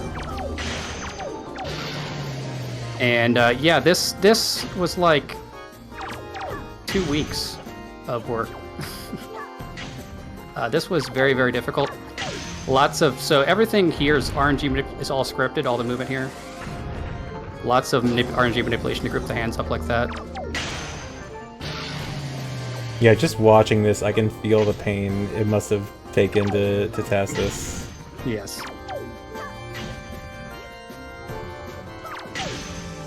Just absolutely incredible. Completely trog. That was. Yeah, that was amazing. I did nothing. No But one else actually, did anything. that looked like it might have been faster than using the bow also. Would it be? Vanilla wise, like a glitch list, it's probably about the same. But Okay. with the storage strat, which you're going to see come into effect here, because it lets us enter the portal again faster. I think with bow, you could probably skip the first phase entirely during the cutscene, like as it's playing out. With bombs, you don't have enough time. I love being able to hit the warp early. That's so nice. Yeah, yeah. Yeah, I think... Oh yeah, this trick is always cool. The early grappling hook there. Oh, yeah. If you No didn't have bell grappling ringing. hook, would you be able to do anything about that, or is it required? That is one of the grappling hook requirements. Okay. Pretty Yeah, much it's- One thing all we you'll- need grapple for is like salvaging Goma and that bell. That's pretty much it. Yeah, so grappling hook seems like one of the less likely items to be able to skip. Yeah. Yes. Yeah, unlike some other low pause challenges in other games, like Minnie was saying at the beginning of this, we can't utilize any like pause tricks or glitches to like get cheat additional pauses or additional equips. So a lot of this, what makes this category so interesting is that we kind of have these roadblock items that just eat up a slot into our inventory that we have to use, like one or only you have to use a couple times, but are hard required. And so in a lot of ways, we're kind of working off of just 2 slots most of the time in this kind of category. So that's kind of where the challenge part of this comes into play. Is we kind of have this grappling hook, which is actually going to have some pretty cool uses coming up, but primarily just because we're forced to have it equipped regardless. It's mostly dead weight otherwise. I like the idea that you said that's where the challenge part comes in, as if like the craziest stuff hasn't been happening the whole time. Yeah. That was all easy. It's because we had to use grappling hook on the bell that this is challenging. That was the hardest part. Alright, yeah, we're in Hyrule. So casually, you have to do 3 trips to Hyrule. You do 1 now, 1 after Forsaken Fortress, and then 1 to go to the end of the game. And these are all required. Yes. Because there's no barrier skip. To break the barrier, there's like basically just a huge string of story flag requirements. Yes. This which isn't like essentially Ocarina closed of Time. This isn't like Ocarina Yeah. of Time where you have like, oh, let me just check for 2 medallions to give you light arrows. No, there are like 6 different flag checks for you to be able to Yeah. break the barrier, and they're very not obvious in a lot of ways. You have to watch very specific cutscenes that you otherwise, in a glitched setting, would seem trivial to skip otherwise. So, and one of them is pulling the Master Sword cutscene here. You have to watch that. Otherwise, you could do everything else, and the barrier won't break. So this part's pretty fun. We have a trick called Puzzle Skip to skip this, but it requires the Deku Leaf. And this one we actually don't have a way around, or at least we don't have a fast way around it. So we're just doing the puzzle. But we are doing some fun storage strats, which you'll see after we finish it. And also, we found this really weird thing where the game can like force Link to let go of the block mid-pushing it for some reason, if you grab it in the right place. We don't really understand it, but use that to optimize it.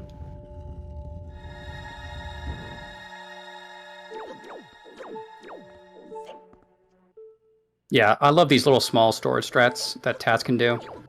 Like, these would never be things you would do in RTA just because they only save like 1 to 2 seconds. And the general philosophy with real-time speedrunning in this game is that you ask yourself, okay, I can do storage here and it skips a cutscene, but this is also frame perfect, so I kind of want to be able to do 2 attempts of this. Otherwise, like, why am I doing this? So a lot of these only save time if you get it first try, which eliminates any time save for pulling this off RTA.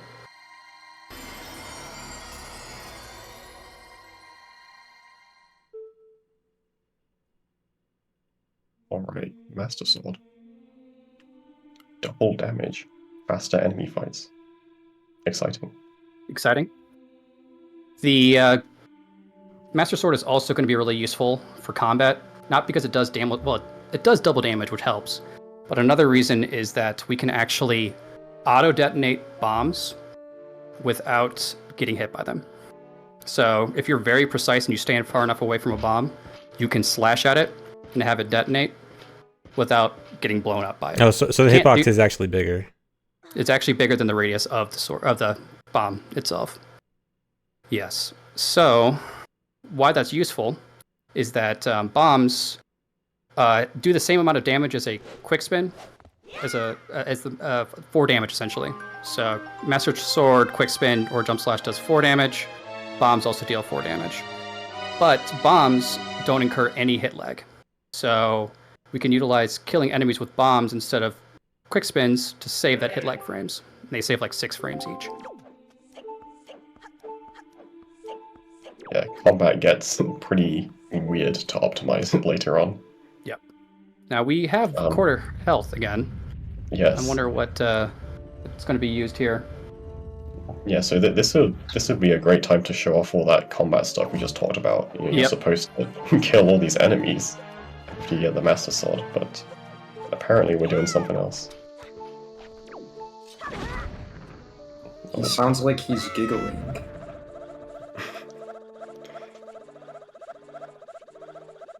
So, it's been a while since we saw another zombie hover.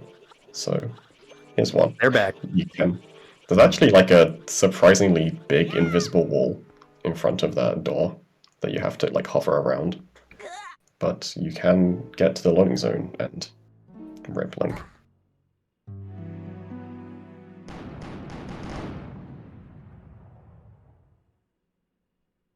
And we could have fought all the enemies, but it's just faster to do this. Yeah. So when you're outside, your respawn location is at the front of the castle. If you were to death warp inside, it would just put you back, I think, in the Master Sword chamber, or just outside it. And we are off. Yeah. We got a couple more collection things we want to do before we head off to the next objective, which is going to be getting to Helmerrock. So we have one more of the treasure charts. Kita, I'm sure you remember you were mentioning all 4 of those treasure charts in a chain that we have to collect. Here's the next one that we'll be collecting at Eastern Fairy Island. This is also a good time to talk about salvaging. Salvaging is RNG, because of course it is. You have 3 different values for how deep the chest can be in the ocean. And obviously, each one, I think, wastes about 1.5 seconds each, depending on what depth you get. So you want the shallowest depth RNG. And then also how long the chest takes to get salvaged after you connect with it is also RNG. So you're going to be seeing some like weird camera movement happening while we're cruising to the chest. And that's because we are running a salvaging Lua script that essentially cruises to the spot and performs random C-stick movements to manipulate RNG, do the salvage, and then check to see how fast it got it. And then you run that 10,000 times and find which one ended up being the fastest. Sounds fun. Mm-hmm. Wait a day, let it salvage 10,000 times, come back, and it can like save you like 15, like almost 1 second each if you get a really good fast one. So we need more rupees. Again, I don't see the problem with rupees in this game, but we should talk a little bit about how this works, yeah? Yeah, so this is this is like surprisingly really fast. So around this island there are a bunch of these pots which have blue rupees in, and you're supposed to like use the boomerang to break the pots. But you can just super swim into them and collect the rupee. And Aza was the one who like first like thought about using this for rupee farming, and it was like a fun idea. And then he tasked it and was like, "Wait, this is actually crazy fast. It's like way faster than other rupee farming." That's methods actually for a task. super satisfying too. It's a very Yeah. nice method. So the rupees, is the rupees like it's not an actual physical rupee, it's like you get the rupees by passing through a certain space, is that it? Yeah, there's an invisible trigger around those barrels that if you get within it. There's actually 2 triggers that you can actually get double rupee glitch. You can get like, they count for 2, but anyways. So could you also continuously pick up those rupees like in the boat with boomerang normally? Or are you like skipping hitting a trigger that makes the rupees not be given to you again? I think if you break the pot, you can't get them again. Okay, and then the normal way you're supposed to do it is to break the pot? Yeah. Yeah, I might be wrong about that. I'm not sure. Anyway, Trog, that That was a lot that just happened there. All of a sudden, we are in Helmrock's chamber here. So yeah, we had chest storage from Crescent Moon after we did the farming of the rupees, and we super swam to Forsaken Fortress, and we did a glitch called a weird clip. And I think there are people here that know Ocarina of Time and Majora's Mask, I would assume, and they'd be familiar with what a weird shot is. We have lovingly called this technique based off of that. I don't know if it's anything similar to it whatsoever, because quite frankly, I don't know how it works, but it's essentially a way for Link to like get teleported way below the ocean, like way below the floor, and like end up popping up right into the next area. I don't know. It's so weird. But we can use that to clip through a wall, and then we can use the chest storage collision to climb all the way up top. So yeah, it's really weird. I don't get it either, but it's something like if you're like on a slope with high speed, the game like messes up its calculation for where you should be on the next frame, and so if there's ground there, you can just kind of go through the wall.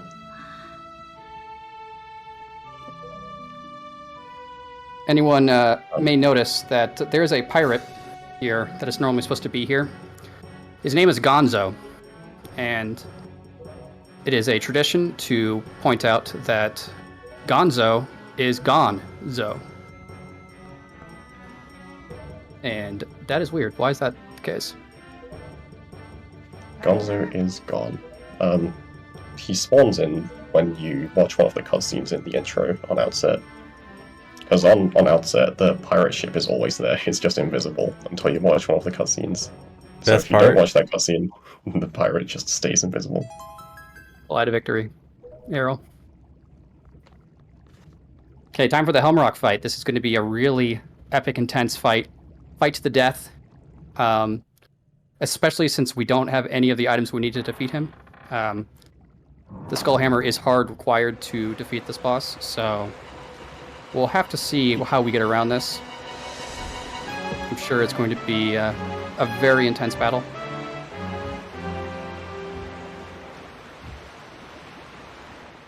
This is where delivery bag comes into play. It does. The equip, finally, to Mama's letter or whatever.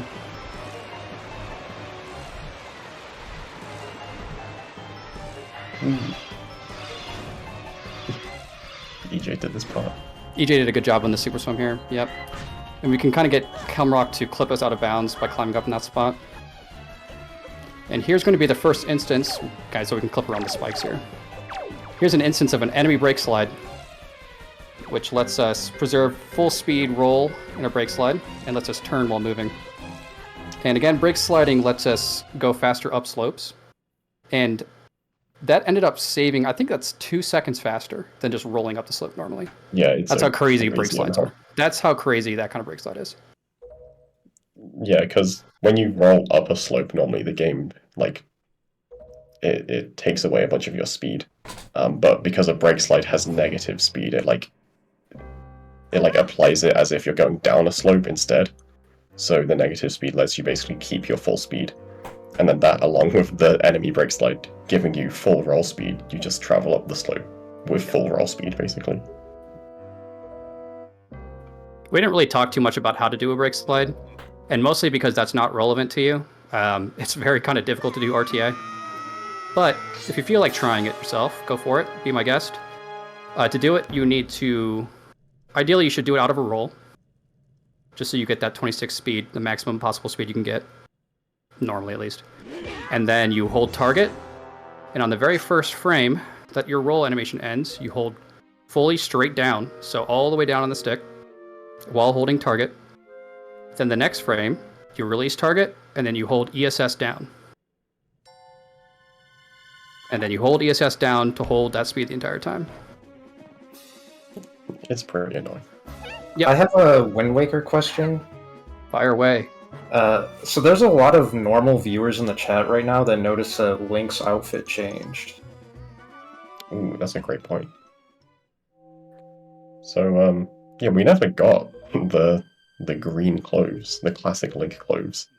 You're supposed to get those during the intro of the game. But yeah, obviously we skipped a bunch of the intro.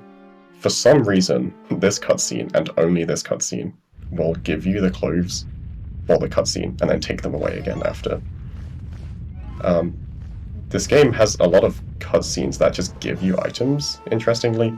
So like this cutscene, if you didn't have the Master Sword already, it would just give you the Master Sword. And actually it gave us the Hero Shield. We didn't have a shield before this, and now we have a shield. And we actually, like, it's in our inventory. After this cutscene, we will have a shield for the rest of the run. But we won't have the clothes. For some reason, the clothes, it gives it to us and then takes it away again. And I don't know, it's weird. So we do have a shield now, but we don't get to keep the clothes. Yeah, so if you notice the clothes, you're normal. If you notice the shield, you're astute. Know the difference. Exactly. Also, fun fact, getting the shield here in this task setting is actually kind of annoying. Yeah. We would love to not get shield here, primarily because for somewhat, I'm glossing over it somewhat, but essentially we can put away items quickly by crouching normally. So if we just crouch for a single frame, we can instantly put items away. But that only works if you don't have shield. So there's going to be times where we would really love to put an item, get an item out of Link's hand, but we can't do that because we have shield. So I think we probably lose like, I don't know, 15, 20 frames throughout the rest of the run just because we have shield in our inventory. So yay. Yeah. We did actually find a use for shield though, when it comes to moblin fights. Oh yeah. Yeah, we have that. We'll see that later. Just put that in the back. Pretty funny. Actually, wait, I have another question. If you play New Game Plus, does it give you the hero's clothes in that cutscene? No. I don't think so. No, I don't think so. Who wants to go check for us? I feel like that would be a very... That would be a very weird oversight. Yeah. So this cutscene that we're watching here in the courtyard is another required cutscene to break the barrier. You have to watch that cutscene in particular. Yep. As well as the next cutscene coming up. Yep. Also, these electrical barriers are messed up because of skipping the fight in Hyrule 1.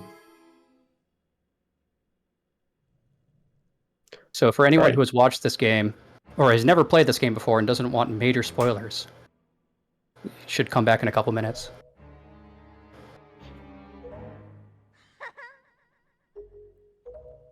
There's going to be some major lore bombs coming up. It's fine, I can't read. Good point. It's fine. Everyone Kind of- knows by now that Sheik is Zelda. Wait, what? Zelda. Oh, I'm sorry. Did I spoil?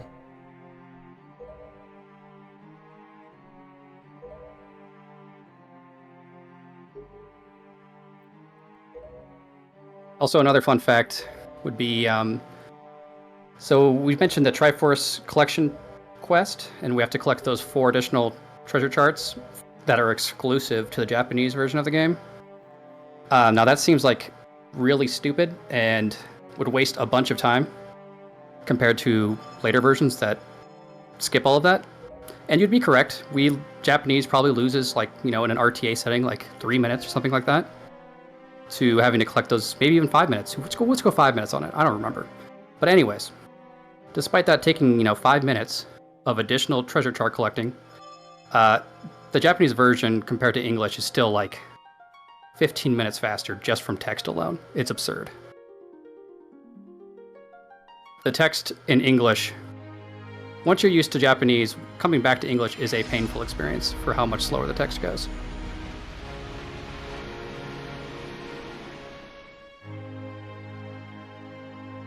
Whoa. Close your eyes. Whoa. Wait a minute. It's the king of Zendaya is Michi?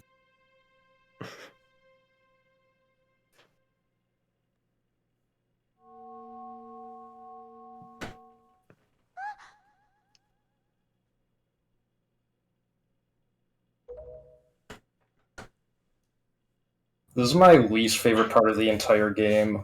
I hate that Tetra, the best character, just got deleted, like, including her personality. Yeah, kind of sucks. She comes back at the end, though. During the credits.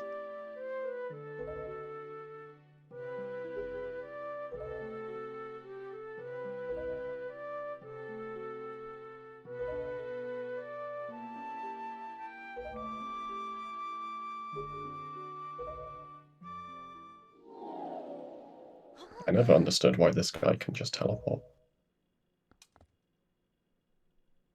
He could turn into a boat, so, I mean, I guess. it's not that big of a deal. And he teleported earlier, you did that super swim, and then the boat beat you there. That is true, yeah. The astute viewer noticed that.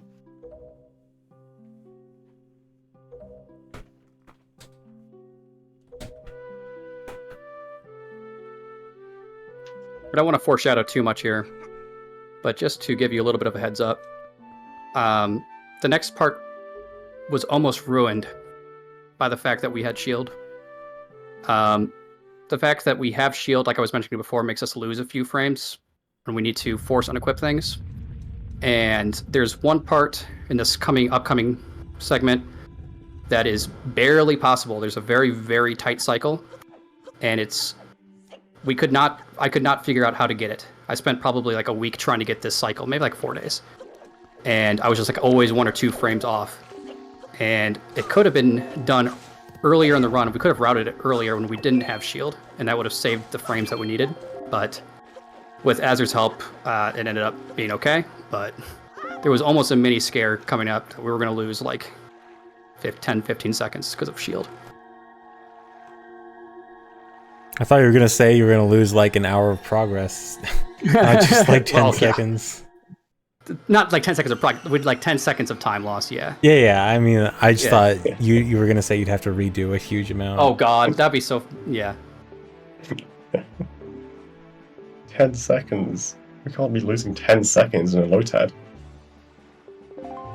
Right, so where are we gonna go now? Obviously, back to Tower of the Gods. Why would we possibly be doing this?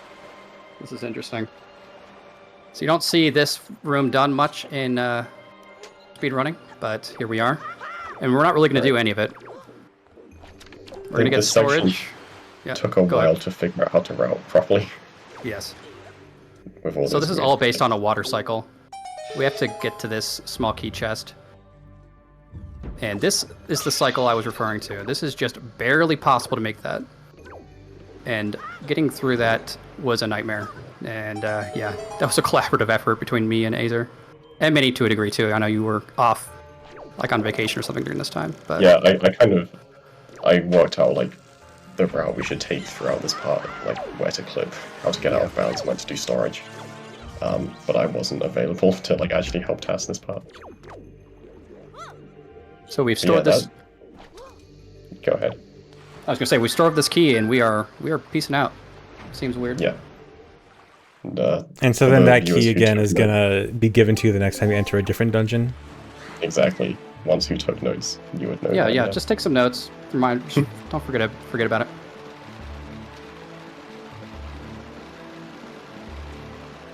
There was a nice little mid-swim air refill. Like Minnie was saying before, air refills are important for super swim optimization since you go faster when you have higher air. And here's decipher number 2. As we mentioned earlier, there's going to be 4 total deciphers. So we have to decipher 8 Triforce charts, and this is 3 and 4. I love that you can talk to him from so far away. It looks so awkward. Yeah. It's kind of awkward with Ankle and whatever his name is. David Jr. Even, sorry, I don't remember the lore on this, on Tingle. They brought him back for a Minish Cap, all of them. Unfortunately, we don't get to see Knuckle in this run. Wait, do you not hear his sounds because he's so far away? I think it's because that always happens when you super swim here. I'm not Oh, entirely okay. sure why. Yeah, It I was might gonna have say, or something to maybe do with, it's like audio. a music glitch. Yeah. Something interesting about the deciphering is that you don't actually get to choose which charts you decipher. He just does like the first ones, like in their labeling that you have. So we actually have to like take that into account when we're routing things, because we don't get to choose which ones we get. We just have to know which ones we have. Yeah. Each Triforce chart has its own specified number in a list, so it's important. Anyways, this is Stone Watcher. To get the Triforce chart in here, there are 4 chambers where we have to defeat all the enemies. And then once you defeat all 4 enemies, Dark Nuts will spawn, and you kill those and to get access to the Triforce chamber. So you're going to see a lot of combat in these areas here. These are pretty cool. And you'll notice we're pulling bombs through doors. These end up skipping an animation where Link looks behind him to see like the door lock behind him. It saves like a second and a half or so. And so a lot of this is like, yeah, that fight was cool. So we just did a bunch of RNG manipulation to basically get these particular Wizrobes to spawn all together.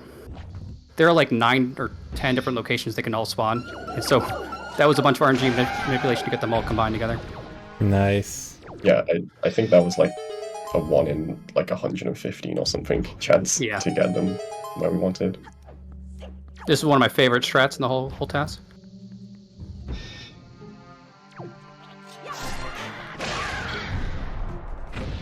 Love that one.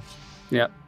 And the Dark Nuts, how you kill Dark Nuts, especially when you don't have ice arrows, is kind of complicated. But we'll just watch it first. Now, for anyone that has played this game casually, will think that that looked like nowhere near enough damage. And you'd be correct. That seems off. And that's because Dark Nuts are kind of bugged. When they kind of have a bug where you can damage their health through their armor. But as long as you don't destroy the armor, their health doesn't reset. The moment that you destroy their armor, they have like 10 health in their armor. It resets. Also, here's a cool little trick where we can utilize text to cancel opening the door. And I think that like saved like a second just to like skip the door opening animation. Yeah, it was not much. More bombs, of course. Do you have any idea how many bombs are used in this run? Or Good like any question. estimate? Yeah, probably 7. Probably Yeah, around something there. like that. Yeah. I would guess like 150 to 200. Maybe not that much. Maybe like 100 to 150. Yeah. And bombs are really, they're interesting in this game, right? They're not broken. You would think they're not broken, like, you know, Ocarina of Time, Majora's Mask. As Kita has lovingly put it in past, he said that, you know, bombs are like your your ammunition for glitches, right? In Wind Waker, that's really not so much the case to a degree. But bombs are really useful for micro optimizations. Yeah. Small time saves, small frame saves. If you have them equipped, you should almost always be using them in a task. Yeah, ammunition for time save. Ammunition for micro time saves.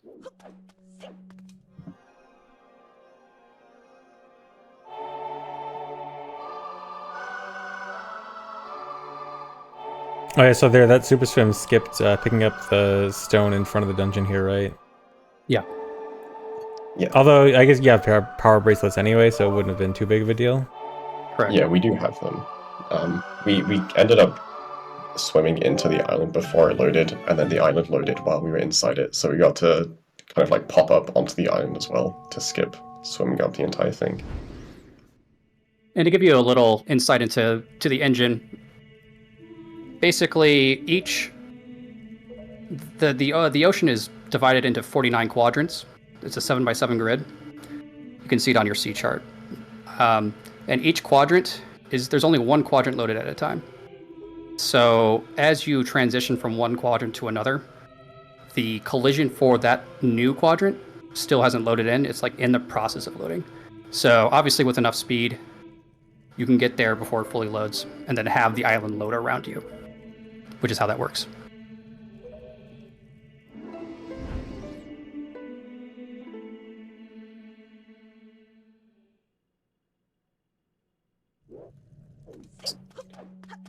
Okay. We're off to Savage Labyrinth, which Yeah, this part's pretty cool. pretty cool. Which has another version difference. ZFG, take it away. I actually do know this one. I think in Savage Labyrinth. Actually, wait, isn't this version difference only for 100%?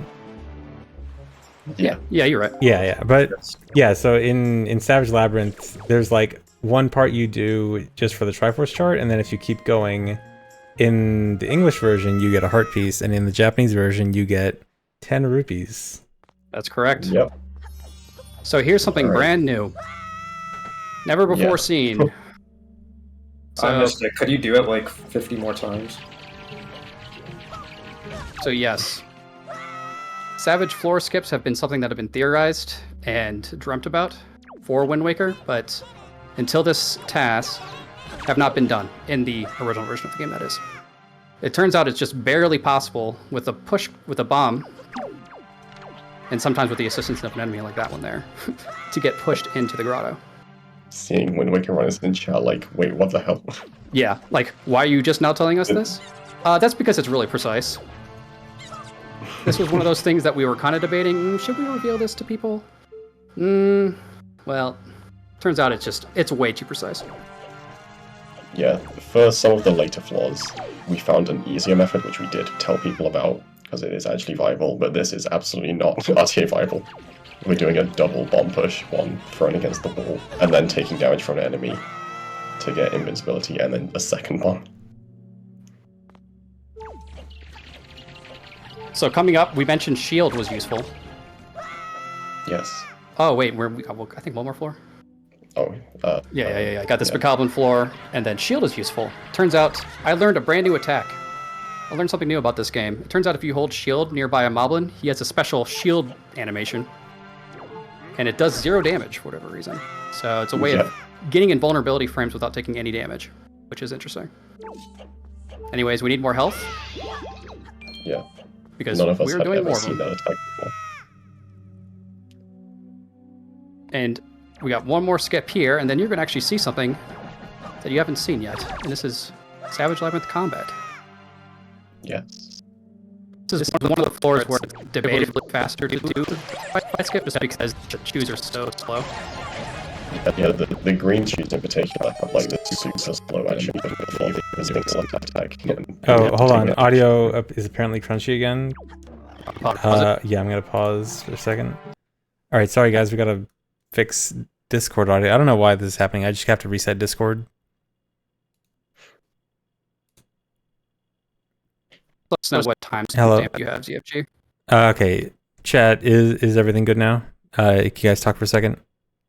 Yeah, I'm pausing. Chat, is everything good?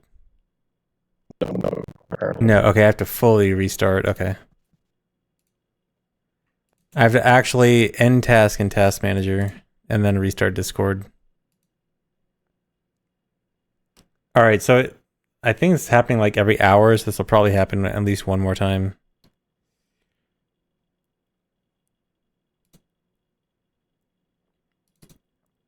Hello. Welcome Hello. back. Okay, Hello. now chat, is it fine? Okay, now it's good. Okay, I was just saying, it looks like this is happening every hour, so this might happen like one more time. Okay, what's Okay. the Okay, timestamp? timestamp is 207.25. On the video. 207.25 on the video. 207 25. 20. Really? Okay. Okay. Hold on. 207. So And you I'll- just saw the Actually, here, green shoe fight, yeah? maybe we'll pause it like syncing the next hole. So like the moment he enters the hole, basically? Yeah, the moment it flashes black. Is that for the green shoes? Or This that is for on the Baba floor. Okay, so on the Baba floor, we will pause it when he Yeah, enters. so I'll play it now, and then I'll just pause right at the black screen. Okay, so it just turned black. Okay. All right, so starting again in 3, Yep. 2, 1, go. Okay. So remember those floor skips that we just did with 2 bombs? Well, you can throw them in the trash because we actually found a better way of doing it midway through this. And it's even more precise, utilizing an enemy break slide. Turns out if you face backwards into the fire ring and you drop a bomb frame perfectly, you get enormous amounts of displacement that is just like barely enough to touch the grotto entrance.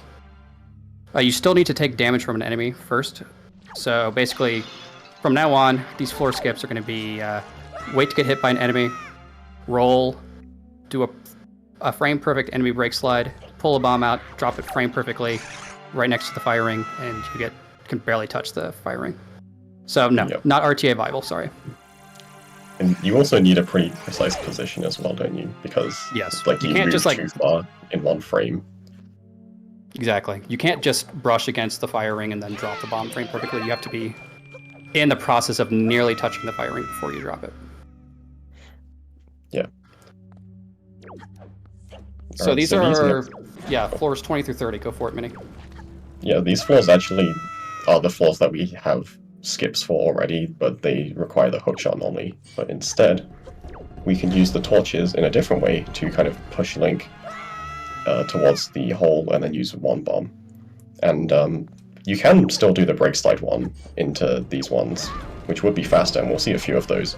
But these floors just happen to have enemies that only do knockback damage, which isn't good for doing the break slide floor skips, so it ends up just there being aren't enough fun. invulnerability frames if you get knocked down. Yeah.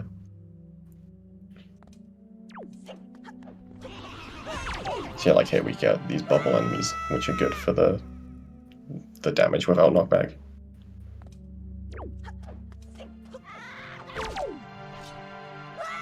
And now some viewers may be wondering, well, these floor skips you were doing before on floors 23 through 29 seemed much faster than the ones you did 1 through 9.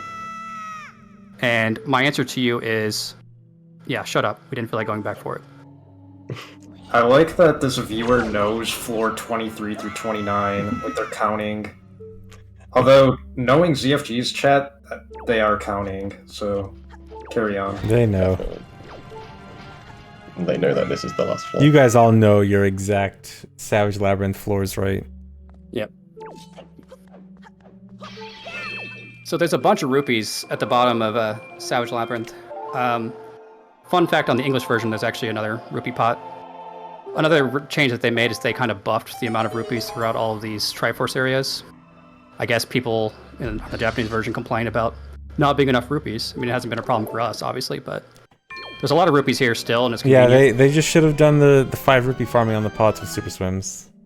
You know what? Yeah. That's what I should have posted on my those ancient forums back in the day to just do that instead. Yeah. But instead, we can get chest storage and kind of void out here to reload the room to collect these rupees over and over again. Yeah, this is one of the like classic rupee farming spots for speedruns. It is actually quite a bit slower than the Crescent rupee farming, but we're here and it just kind of works out for the routing. Alright, coming up, this is probably my favorite section of the run. This Yeah, good luck explaining this. part. So, long Wind Waker dive to begin to get storage. Okay, so we're storing King of Red Lions text because we're going to get door cancel on this door up here. And we want to store this guy's text as well. So, I mentioned before, if you store a text box to get the text on screen, when you close the text, it gives you back storage. But with just like a regular NPC's text box, it doesn't actually give you storage straight away. If you close the text box, but you're looking away from the NPC, it won't give you storage until you point the camera towards the NPC to load them. So we closed that guy's text box without looking at him, so we don't have storage yet, but when we look at him, we'll get storage again. So that lets us salvage this chest without storing it, but then get storage so we can store King of Red Lions' text. So that's how we were able to store the chest here, without storing the salvaging cutscene. Wait, so that gives you chest storage? It doesn't give you chest storage, it just gives you storage back. Oh, okay. So we can use it on the King of Red Lions. So right now we have door cancel, which is that like no-clip collision, and we also have a King of Red Lions text stored. And now we're super swimming to Ice Rink. We land on the island before it's fully loaded, so we avoid getting frozen, because the actor which causes Link to freeze hasn't loaded yet. And then we stand on top of the chest, which is the one place you can stand without getting frozen. We use that to start a zombie hover. We can barely escape that ice without getting frozen. Now we're hovering over Ice Ring. Yeah, anywhere we touch it will freeze us. Yes. We can land on a tiny bit of the wall here. We also pulled a bomb. We close the text. The bomb force pushes us, which activates fake death, which is the same trick we did in Forbidden Woods. And we can hover and hit the loading zone. The "Would you like to continue" text comes up, which refills our health, and that is how you enter Ice Rink. Nice. There's a lot going on there. Yeah. And you may notice we pulled out a grappling hook for some of that movement there. That's another brand new break sliding technique called a grapple slide, or an item break slide rather. And we'll talk more about that later, but just so you're aware of it. And just like Fire Mountains, this is the only way, this is only Japanese exclusive. If you try to get into Ice Ring without thawing it with fire arrows on English or PAL, you get thrown out immediately. So there might be a way, is what you're saying. Without Super Swim or Hover. Right. The way we were originally going to do Ice Rink was a zombie hover that was going to be like 10 minutes long. So shout out to Trog for finding the way to start that hover from the chest instead of having to hover an entire quadrant. Yeah, one of the fun things... Oh, so here's the third decipher, so 3 of 4 completed. One of the fun things about a challenge category like this is that you can't know everything until you get your hands thicken it. So a lot of things got discovered midway through this task. The Savage Labyrinth floor skips are a perfect example of that. We just kind of just started testing as we got there, and lo and behold, we found it. The Ice Ring thing was another like big question mark into this task. It's like, surely there's a way to do this, and yeah, it turned out there was. That treasure chest that we stood on at Ice Ring is the only collision that you can stand on that entire quadrant that doesn't freeze you. So we're very lucky that that's possible.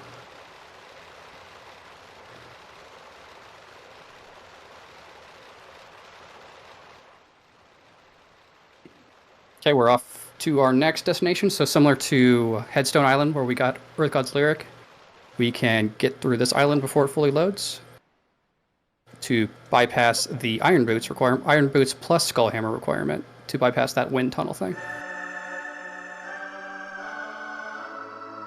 Because as you may notice, we don't have Skullhammer, and we don't even have Iron Boots equipped, so we definitely have to do something like that if we want to get past it.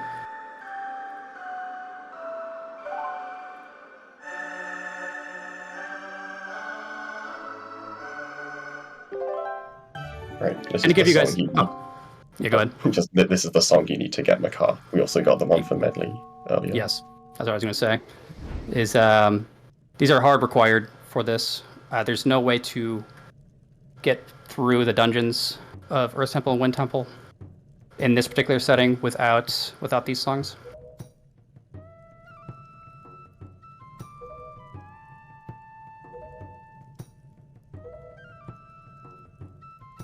So, Wind Waker lore, this is Fado from Ocarina of Time.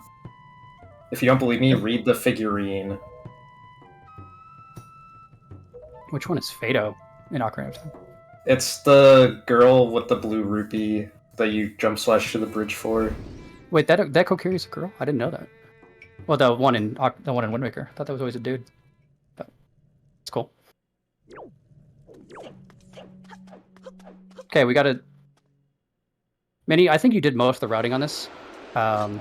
So you've routed this nicely here, where we can get Wind God's Aria, and then there's one more salvage we can do.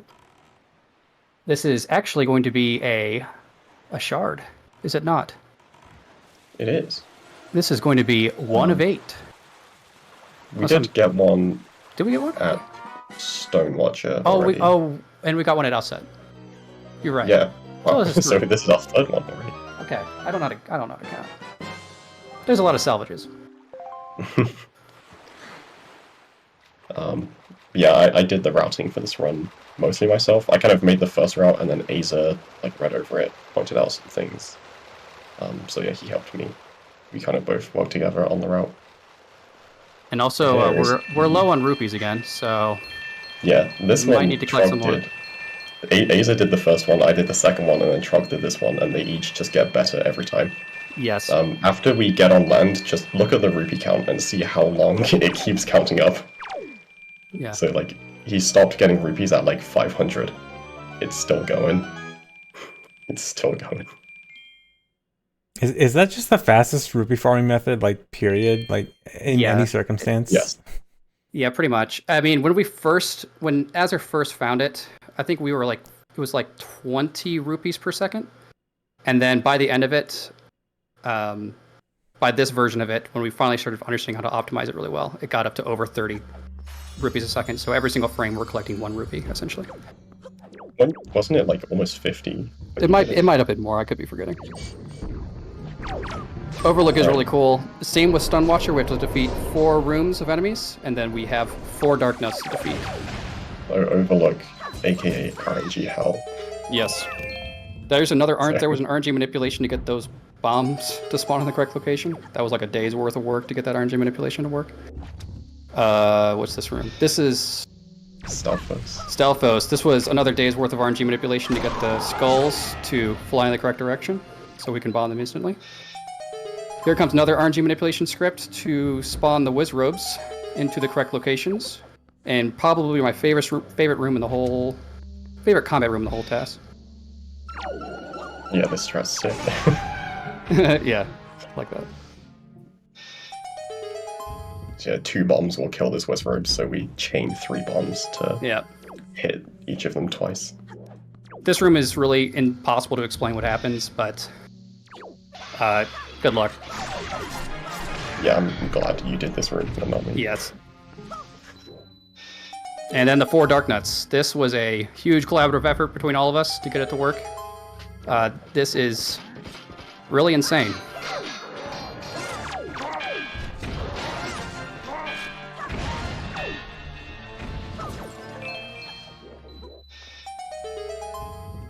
Yeah, getting those Dark Nuts to behave is a nightmare, to say the least.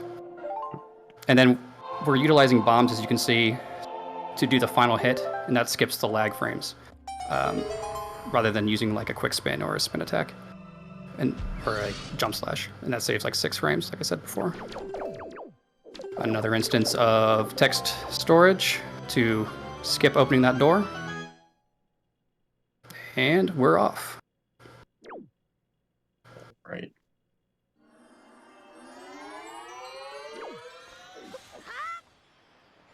Where are we going now? Where are we going? Oh boy. Right, I didn't like the location of my boat, so I'm just gonna move it over here a little bit. There we go, that's better.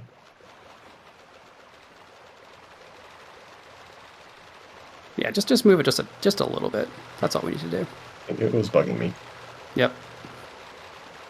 So yeah, when we were at Needle Rock before. I mentioned that when you like void out in the ocean and respawn, King of Red Lions spawns in a new location, like based on where he is in the overworld. So we had to move him a little bit so that when we void out, he spawned where we wanted him to go. Because we're going to an island called Seven Star Isles, because we have to do a salvage there. And normally, whenever we have to salvage somewhere, we just kind of respawn King of Red Lions at that island. But there isn't any ground to stand on Seven Star, so there isn't actually any way to respawn on the island. So we actually have to just cruise the entire way. Yeah, even there was a massive search trying to figure out a way to possibly like use chest storage to stand on one of those pillars, go to the platforms, try to reload there, but no, nothing will actually cause the King of Red Lions to spawn at that island. Just gotta slowly go all the way there. Oh yeah. Yep. I know how people always complain about how slow sailing is in this game, so I hope you guys will see this as the ultimate solution. Yeah. I did an RTA low pause run, and I had Medley in the boat with me. It was very romantic, but no Medley here, unfortunately. How many pauses was that? RTA was 4 pauses.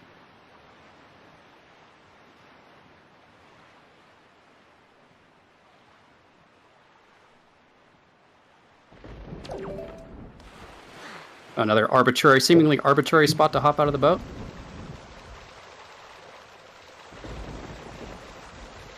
And we're just gonna eat ourselves off the map.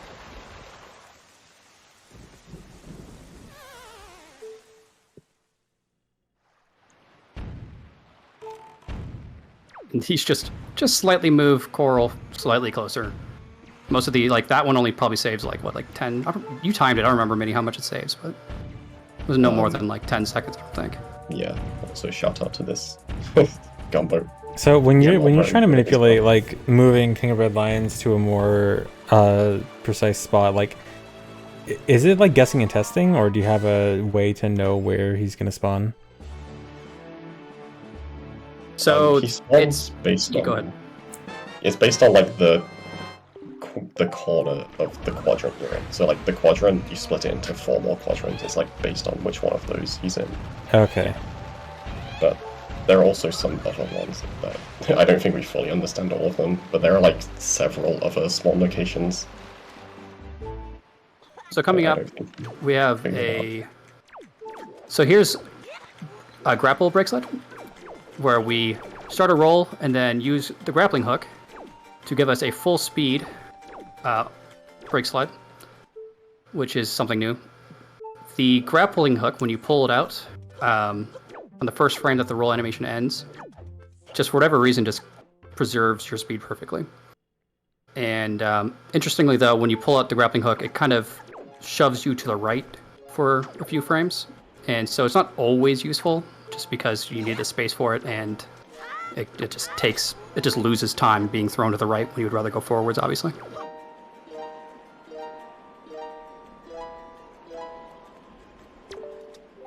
Alright, Medley.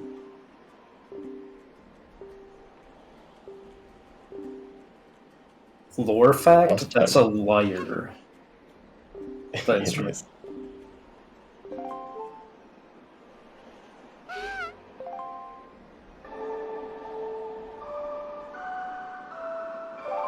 Yep. As Seed Midnight has pointed out, this is a you need 2 minutes. Need a bathroom break? Now's the time to do it. We have a bunch of really cool stuff coming up that you definitely will not want to miss. So this is your bathroom break opportunity. Also, I think this is one of the cutscenes where we lost a frame, so your bathroom break is 1 frame longer. You're welcome. Mm-hmm. We did it just for you.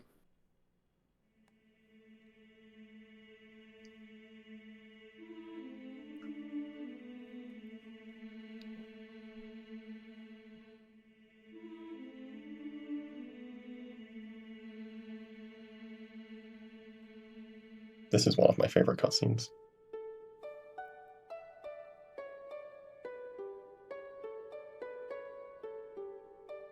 Yeah, when you're working through a task, you don't really often Like when you're playing through this game in real time, you don't often look at the fine details of stuff, but when you're going frame by frame, you kind of notice those obviously more. And so like I was kind of impressed by how much effort they put in this the animations on this. Like individual fingers are moving around on the on the lyres. I've never noticed those kind of things. Wait, Zoras have fingers? Is that lore accurate? I don't remember. I never paid attention. And I played like over 1,000 hours of MM or more.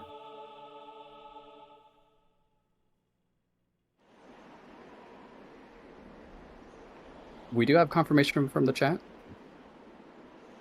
They have fingers. Yeah, that shows what I pay attention to. Well, it shows what I don't pay attention to. It doesn't show what I do pay attention to.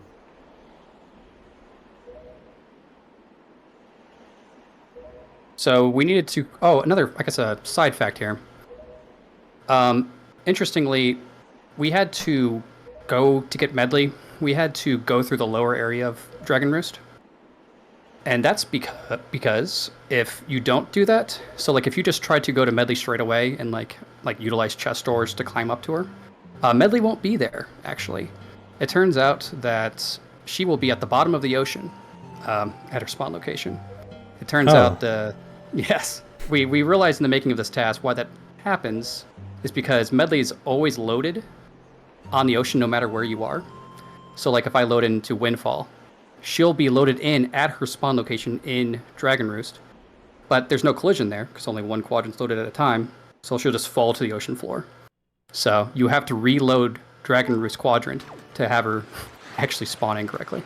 Interesting. Yeah. So the reason that doesn't happen in like RTA runs is I guess they just always warp here? Yeah, exactly. Yeah, there was an old Dungeons route where we had to like intentionally drown when we did a super swim here to have her spawn. Interesting. So we have everything we need at this point. We are heading to Earth Temple, which might be one of the more insane playthroughs of a dungeon that has ever been done in Wind Waker. Not to give you too much of a spoiler here, it's definitely worth a watch. I think it's definitely the most insane dungeon playthrough for Wind Waker. I would say it's up there for any Zelda game task as well. Stop your bathroom break and come back and watch this. We are vastly unequipped to perform, to complete Earth Temple. We normally would love to have Leaf, obviously, but it would be great. We don't have... Well, we'll get Mirror Shield, but we need to collect Mirror Shield as part of this, which requires going even deeper into the dungeon than we normally would if we had something like Light Arrows. Yeah, no hammer. I know there's normally quite a few hammer switches in here also. Yep. Yes. So, if you check your notepad, you may know everyone pull out their notepads. The hammer. Something that we did a while ago. Yep. Check the notes. Everyone go back to their Tower of the Gods stored a chest notes. Ah. It's a key. Yes. Free key. A key. So, in this particular case, Medley's required for the dungeon. And even more so in this category because we do not have Leaf. And she can fly, which is very convenient for us. But she's also kind of a pain to bring around everywhere, as you'll be seeing. She is the Leaf. She is the Leaf. She is our budget Leaf. We have Leaf at home.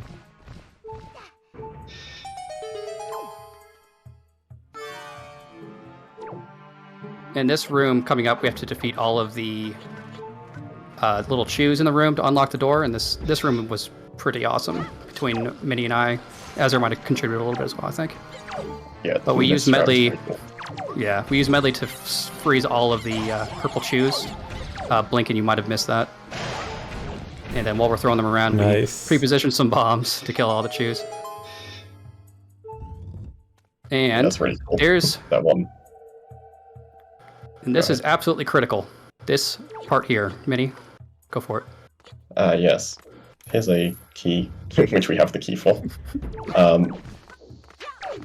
We're going to do a bomb boost in this room, which is way more precise than it looks.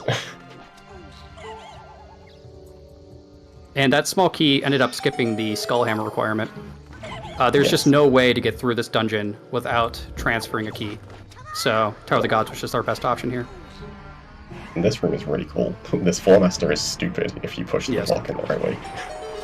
And we drop bombs here to like trick his AI to like grab bombs instead Yeah, of us. like dropping bombs and dodging them, and having Medley follow us to follow the light, and we also got storage to be able to move around while the light was activating. Yeah, this was primarily done by you, and you did a nice job on this. Yeah, you did. I think you did like the first half kind of, and then here is a crazy precise jump. Yeah. It saves just climbing These up. micro but- optimizations just to skip And then climbing. this room, this was the worst room. we spent like 2 weeks in this room because we just had absolutely no clue how to optimize it. Yes. But it ended up okay. Foes are some of the most awkward enemies to defeat in this game. They're just... They require very specific things to kill them quickly. Go ahead, this room's cool. Go for it. Oh yeah. So check this out. Goodbye, Medley. Nice. So when you run in a circle, Link kind of tilts towards the center of the circle that you're running in, and you can use that tilt to have Medley like past the wall, and you can drop her out of bounds. So she falls out of bounds and voids out, which lets us jump down, get the small key, and then she voids out for us to respawn at the top. So the Stalfos room here can be skipped, but you need Leaf to do it. So there really is no way to skip this fight unless you have Leaf. But that is something I would have said before the making of this task. Nice. Yeah, that that damage boost was... Many of you found that, I think? Yeah, that was like one of the first things I looked for when we started making this. Originally, the way I found required killing the first Stalfos and then using one of the next ones for the boost, because they spawn a bit higher up, but you found out how to just do it from the first one. And you have to manipulate this Stalfos to do a very specific type of swinging animation. It's way more dumb than it looks. Because you have to get its like its hitbox collision to be high enough for you to get hit by it. So we have to bring Medley around. Again, Medley is our budget Leaf. We have to bring her around to the very end of the dungeon. There's one pretty much required spot to get to the boss door that we have to fly with her to get across it. So we will be doing a bunch of skips while also needing to bring Medley with us, which just adds to the complexity. Also, I that don't know part's- how you got through that room, Minnie, without targeting Yeah, enemies. That's crazy. Yeah, we got storage, and then when you stall breaking one of those walls, for some reason, it breaks the wall and then gives you back storage. So we actually use that storage to store the chest as well.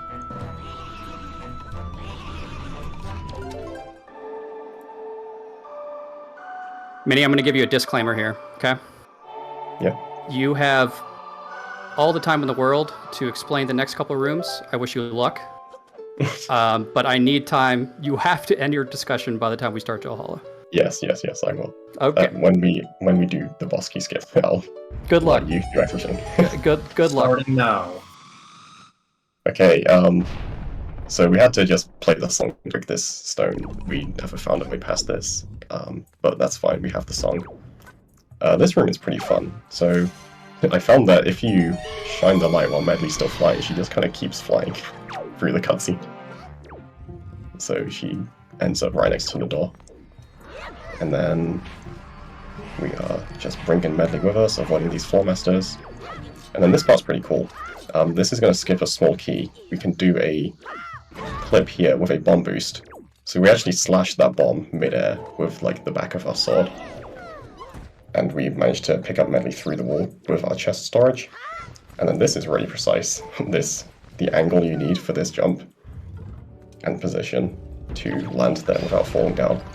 And then this room, I cannot explain what's going on. I'm sorry. I'll see if we have time to talk about it later, but just enjoy what you're watching. There is a lot. Yeah, this going room on is here. absolutely... It's just madness.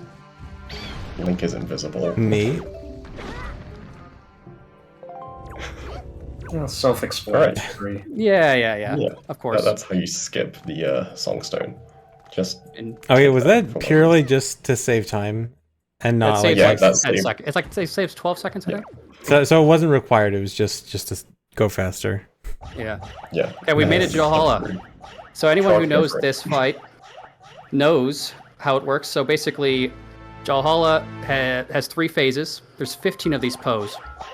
You throw Valhalla, he breaks apart, and you kill 5 of them. The moment you kill exactly 5 of them, the phase ends. Now, normally it's possible to do it in 2 cycles. It's been done 8 years ago. It was done in 2 cycles by killing 6 pose or 6 pose on 1 frame. It was ridiculously hard, and it required bow. So doing it without bow is going to be even more insane. So what you're going to see here is a very optimized, at least I hope you'll agree, an optimized 2 cycle here. So here we'll just kill a few pros and then we'll start the next phase. Nice. Except, yeah, I lied. Yeah, Very so nice that was one a 1 cycle. cycle. That is one of the holy grails of tasking in this game is the 1 cycle Valhalla, which requires killing 11 pose on the same frame. Yeah, 11. Insane. Yeah, those pose all move around very randomly, so getting them to behave was a tall order, let's just say that. But essentially, what we ended up doing for that is we decomped the Poe movement RNG, or like how it moves around, and then I created a simulation environment. So I recreated the arena, and then basically recreated how the Poes move around, and we did a lot of research into figuring out like how we should stand, where we should move, what's the best way to RNG manipulate these Poes to get into the correct location. Because my original simulations for like getting that to work were like something in the like 1 in 1 millions, basically. So we had to figure out a lot of clever stuff to figure out a way to make it. Obviously, this is not realistic. So we had to figure out a more clever way of getting it to realistic terms. So basically how it ended up working is I ran a Lua script. I collected about, 5,000 or so save states of initial spots where the Poes land. And then I gave that to my good friends here and gave them the simulation software. They ran simulations on all of those 5,000 or so save states to figure out what's going to be the best possible setup to get an 11 Poe 1 cycle to work out. And then they fed them back to me. I tested them out, and eventually we found one that worked. So there you go. That simple. Insane. Was that like the single like most work for a single section? It sounds like it. Yeah. I think if you combine all of our effort, yes. Me personally, I think it's still a tie between Godan, just for how much research had to go into it, surprisingly. But yeah, it's up there for sure. Yeah, just insane that that's actually a thing now. Something that's been like the meme is dead. Memed about. It is sad. But the meme is dead, unfortunately. Well, until 0 cycle. Yeah. I think with Act 3 unloading you could do that. If you just unload all the Poes. It might soft lock though. I Anyways. can't imagine that works, but maybe. I should also mention, that 1 cycle had nothing to do with 2 pauses. That was just purely a tasking thing. There was no reason we had to do that.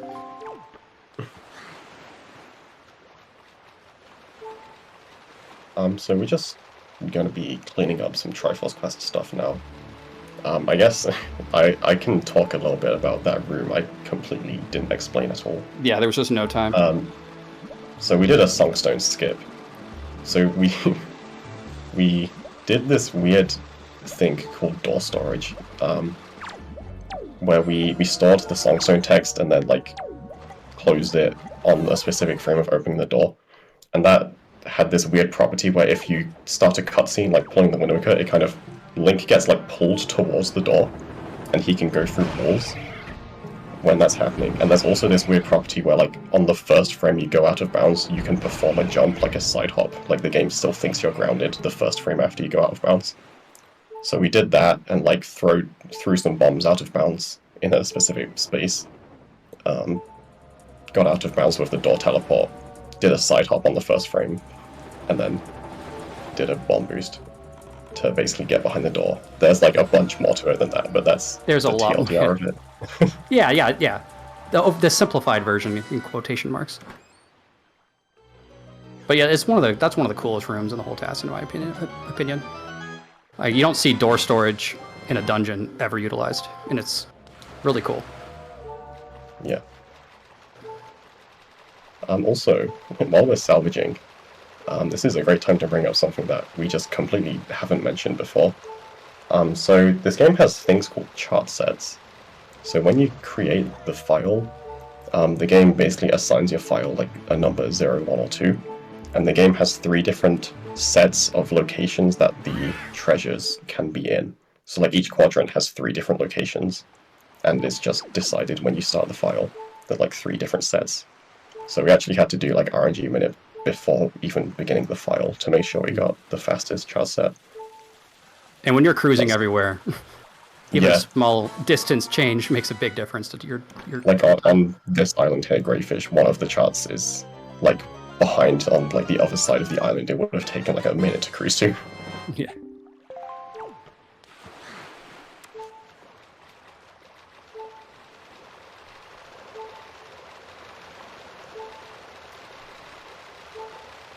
So, heading to Tingle for our 4th and final decipher.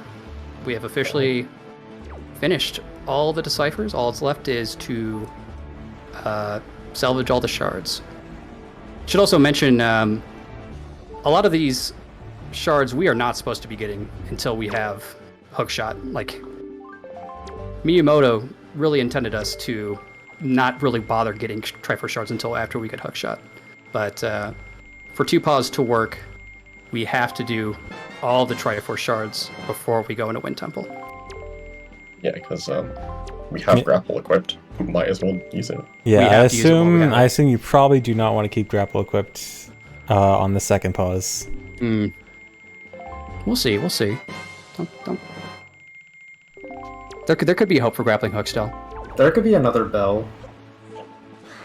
Could be. I was really hoping that we would be able to have exactly 0 rupees after that decipher, but we ended up having to grab a blue rupee for the Songstone skip. Yeah.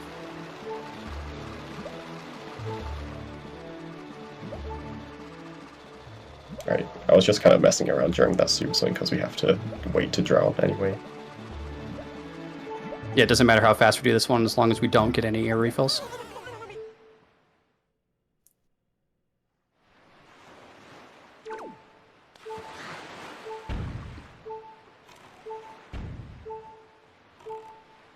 But you can tell for like the vast majority of these, like having sail. I hope you guys aren't too Resident Sleeper on the sailing sections here. The turret set locations are pretty close for the most part. It's nice to have a change of pace. Yeah. From extremely fast super swimming to cruising. Yeah, going from Mach 1.4 to a snail. Just one more left. Just one more. I was getting so used to it. It's kind of making me nostalgic at this point. What about Wind Temple? For those that don't know, Wind Temple is also a dungeon. It is. It is the last dungeon.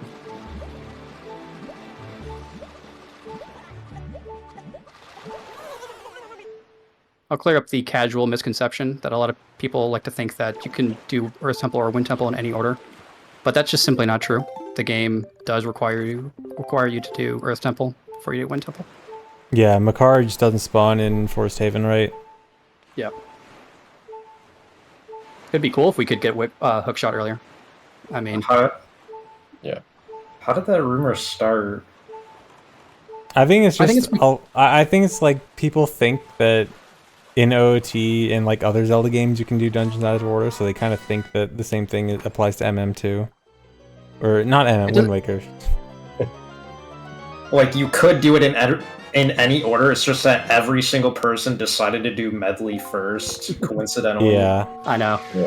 It doesn't help that on the C chart, like it marks certain like key areas on your map. Yeah, and I it marks think both of them at the same time. yeah, and I think it's also the fact that you don't need Mirror Shield in Wind Temple, and people don't really think about, oh, does Earth Temple trigger Makar appearing at Forest Haven? Like a lot of people don't, think about in-game triggers like that when thinking about That just. clip is so cool. Oh yeah. Yeah. Mini. So some people saying in chat that when we got the Triforce, the game brought up the pause menu. That's not a pause. That's just like Look, The guys, start button was I not guys need to pressed. calm down. yeah. Please calm it down. automatically Start was not opens pressed. and it automatically closes. You don't have any control. So yeah, it's a debate pause. It was It's a a forced cutscene. pause. It's essentially a cutscene. Yeah. You guys are but yeah, welcome that- to analyze our re-record, our DTM file. Look at our inputs. Start was only pressed twice. I promise. Now, if you could equip during that, then we could go down to one pause. That would be pretty cool. True.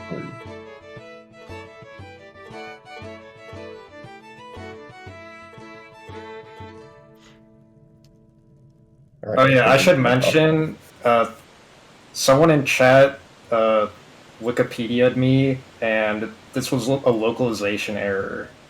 So it's not actually the same Kokiri, even though they have the same name in English. Wow.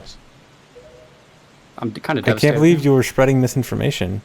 I'm used to it.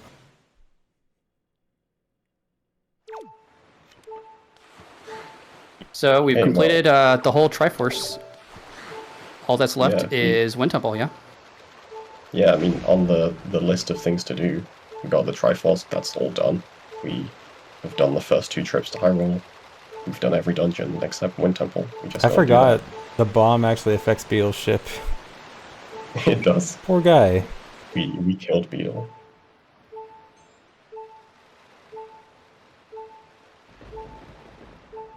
But yeah, nothing else to do, so just straight A nice mid to swim Wind refill. Temple.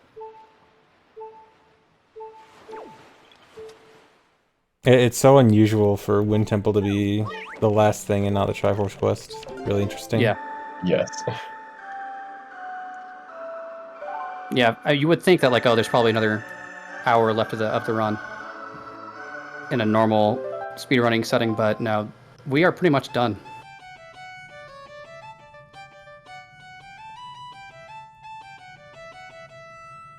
So Wind Temple is another pretty insane dungeon. A lot of new things also got discovered in this. Definitely not your grandma's version of Wind Temple. That's for sure. Again, a leaf would be helpful, and unfortunately, we don't have a budget leaf anymore. We don't have medley. Onion leaf Boy right there. really is not nearly as equipped to help us fly around as much as medley was. Yeah. The one who literally has a leaf for a face is Yes. not as useful as a leaf. Just pull it off. You'll notice throughout this, we'll be pulling out bombs just like randomly, and that's because bombs slightly push you, and we have way more bombs than we need for the rest of the run, so each one of those we do saves around 2 frames, so might as well do it.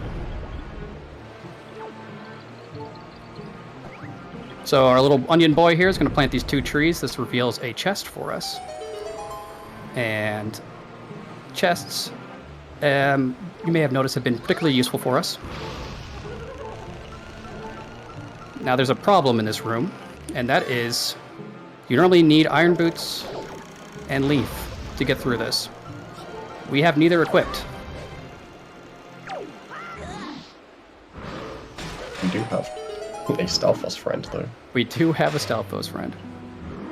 He's gonna just give us a little nudge. Just a little bit of a nudge. Nice. Another fake death.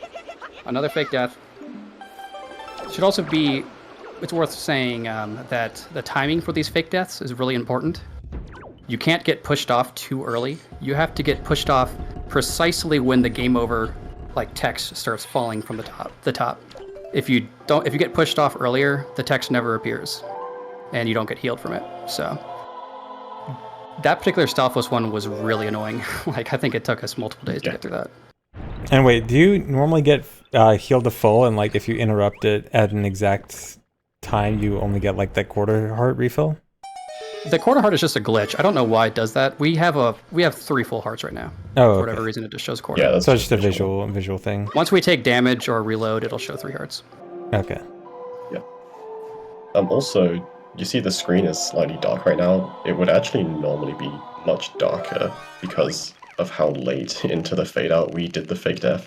But just so you guys can actually see what's going on, we brightened it for you. Yeah, you would see literally nothing pretty much. Okay, next room, we have to get into the basement. And this is probably one of the more precise things that's been done. I didn't even know this was possible until this task, so this is something kind of brand new for it. Yeah, this is crazy. This, standing on that seam, is so precise. I don't know how to put it into words. Like, barrier skip is precise. Landing on that, like, imagine having to stand on the barrier skip. Like jump slashing on a barrier skip. Like, I don't know how to explain it to you. It's crazy. So that was new, something found for this. But we're in the basement now. Storing another small key. Yeah, don't get your hopes up. We're not going into another dungeon with it.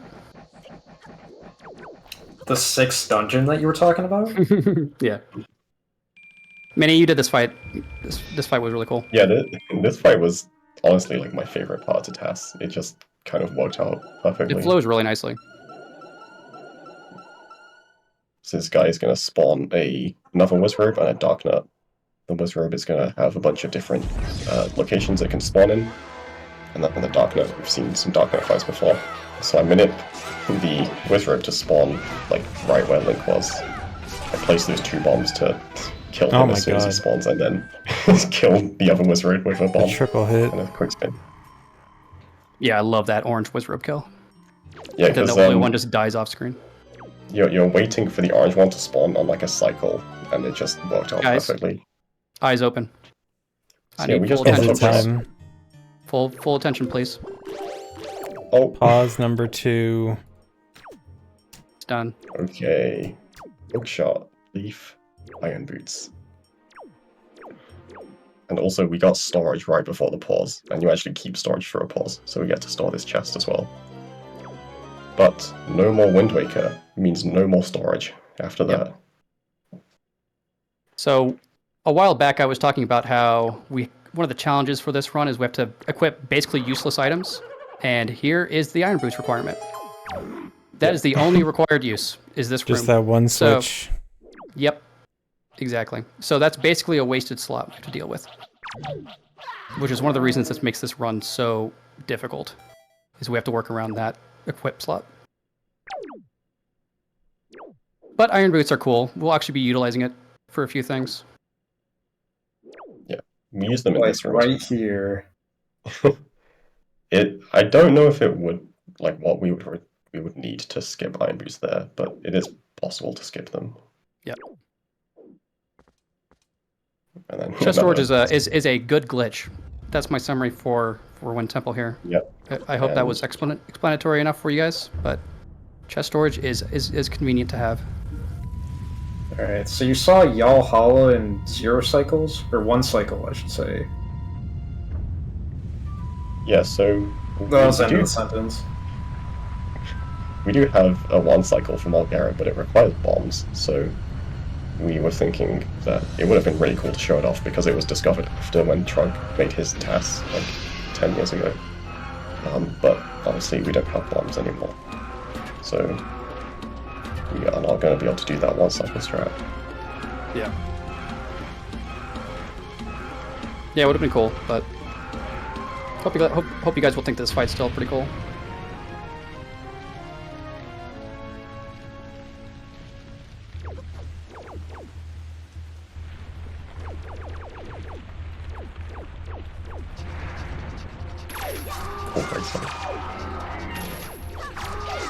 Alright, so So yeah, we're not able to do that one cycle strat with bombs, but Trog just decided to find a different strat. Find a faster one. Nice. He's dead. That Yeah. was the fight.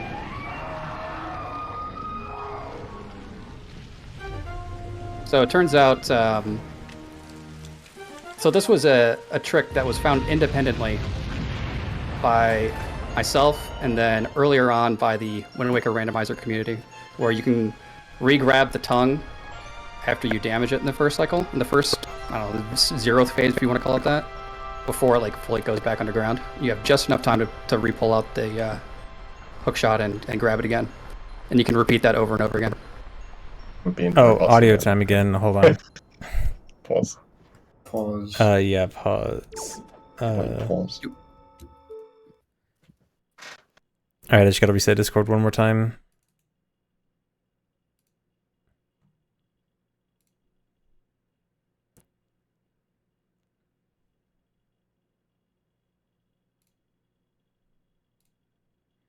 Discord is asking me how the call went. It did not go well, Discord.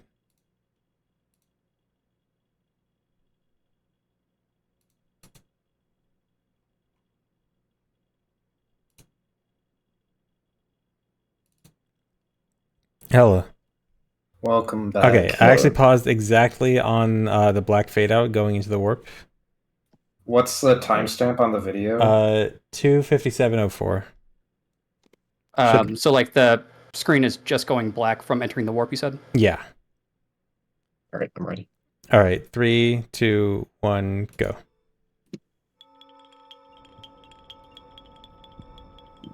So yeah, like I was saying before, this fight was found independently between the randomizer community and us. So it's funny because it's one of the most obvious things you think we would have checked when looking for phase skips. It's pretty embarrassing, actually. Yeah. So the one cycle that we had been doing in speedruns, it like required a bomb and it was like complicated and frame perfect. But the way that we just did is you do one of the cycles and then you literally just hookshot the tongue again before it goes back in, and that just works. I remember seeing a video. I remember seeing a video of this not too long ago, and I thought like, wait, that doesn't look too complicated. Is this really new? Like if your goal is to one cycle Morgera, that is the first thing you should try, and it is really easy. And we just didn't figure it out until Trog did for this task, and then we shared it, and then some randomizer people were like, oh yeah, we knew about this. ZFG, all I'll say is that the glitch hunting community for Wind Waker has severely suffered ever since you found Sick Ass Skip and then haven't found anything since. So I'm sorry. I know. I just need to find more Wind Waker stuff, I guess. You found the coolest thing in the game, and then you just mic dropped. Yeah. And never came back. And we've been struggling ever since. But I'm sorry. Surely I'll find new stuff now that I'm playing Rando. A couple neat things did get found because of Rando. It's actually kind of crazy. A lot of really interesting things that I don't know how we would have found otherwise if there weren't thousands of people playing Rando. Because necessity is the mother of invention. Yeah. So this is it, right? Minnie, I'm not forgetting anything, yeah? We've done everything we need to beat the game. Master Sword, and Triforce. So yeah, this is the final Super Swim, because we got nothing left to do. Usually, at this point, you go get the Triforce, but we did that already. But how are you gonna beat Ganon's tower without Boomerang? Because there's a puzzle that shows the 4 crystal switches, and then in the exact order that you're supposed to hit them. Yes, how will we get back to Forsaken Fortress 3? How will we open that warp portal? Well, that part's easy. Everyone knows how to do that. I'm talking about the Boomerang puzzle.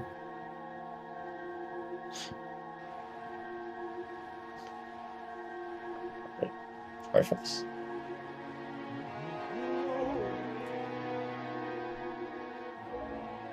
Do you want to elaborate anything, Minnie, on the equips that we did, or anything interesting on them? It's a pretty serious decision what we chose. We didn't talk too much about it.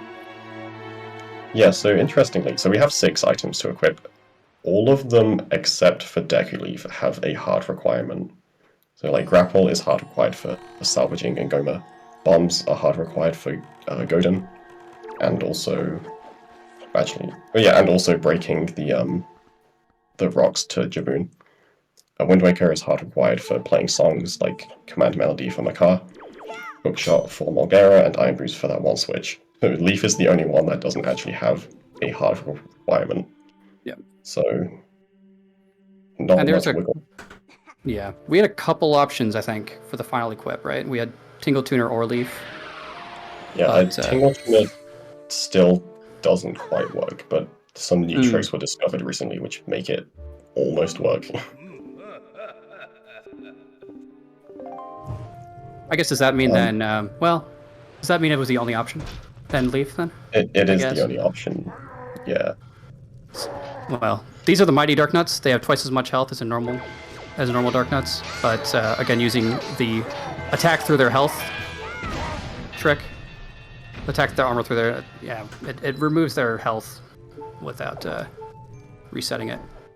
It's a very weird thing, the Dark Nut fights, but they can be done very quickly. Okay, also I forgot to mention, killing the Dark Nuts is a requirement to break the barrier, so all 6 flags, question mark, are done? Something. I think that's 5 flags for the Mighty Dark Nuts to spawn, and then the Mighty Dark Nuts are required for the electrical barrier, and then the electrical barrier is required for the main barrier. And there's the barrier breaking. Alright. Yep. And there's barrier skip. Where's the barrier gone, guys? Barrier delete That's skip. barrier cutscene skip. You don't even get to see breaking the barrier. You can just void out and skip that cutscene. Also, Minnie this did a really breaks nice like job. Yeah, this is sick. Yeah, this is showing off the, you can use items to turn your brake slide and keep all of your speed. It's really annoying, but it looks sick when it goes well. Yeah.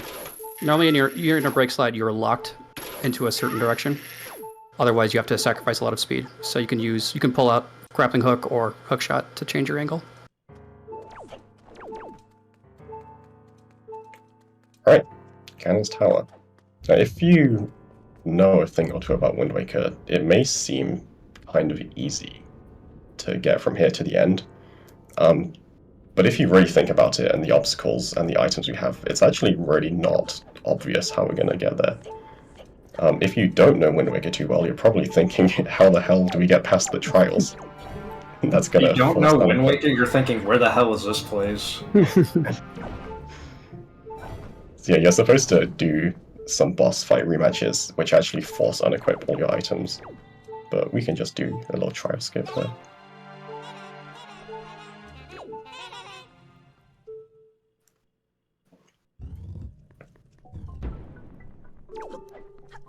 Alright, now this part is fun. Hello, Pot. Remember the rock before Dragon Roost Cavern? This is rock 2.0 pot. Because we could have done this with bombs, but because obviously we don't have them anymore, we can use that pot.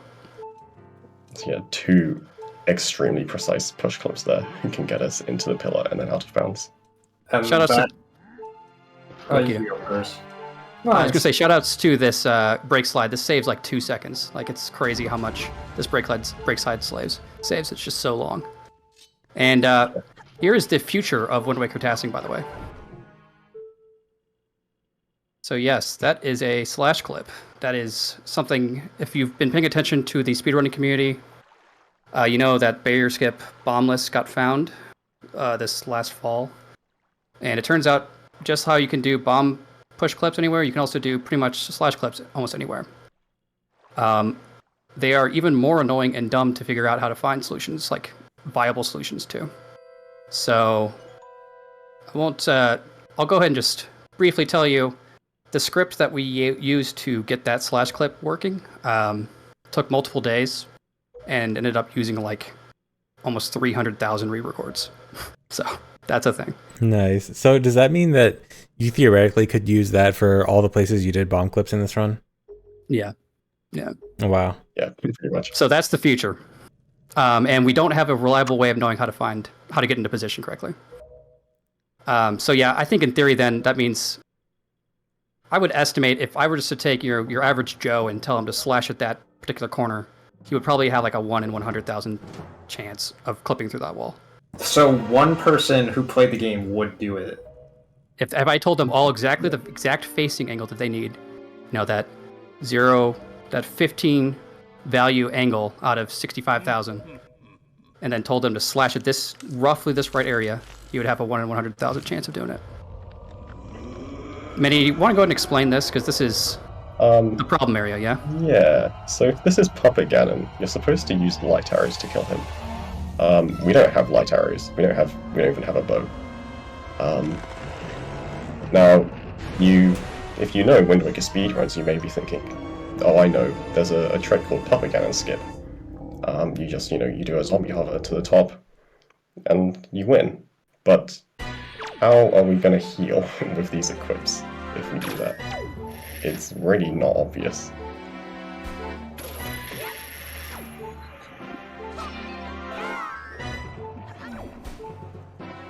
So yeah, we need some way of normally we need some sort of way of killing the keys, or dropping a bomb, to damage them. Something like that would be great, but obviously we can't do any of that, so we have no way of dealing damage out of this hover, so we are pretty powerless at this point. Yeah. And I gotta say, huge shout-outs to Azer on this one. He did an insane job on this. Azer did this pretty much by himself. That's crazy. Oh, what's that up there? Huh. Did Puppet Ganon move the pot? He did. Yes. Wow. So Puppet Ganon's ropes have collision, so we first used them to push Link around, and then got him to punch at the perfect position and angle to knock the pot off, spawn the fairy, and then manip the fairy to fly into Link. That's the only way around this.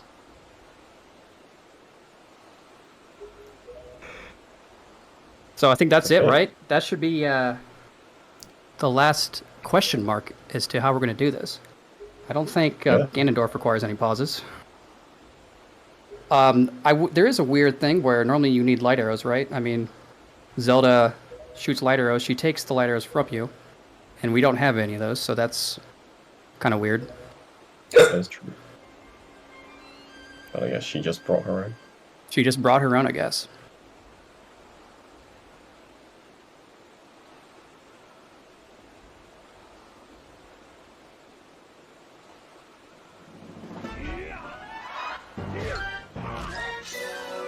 Alright, any questions from chat? Yeah.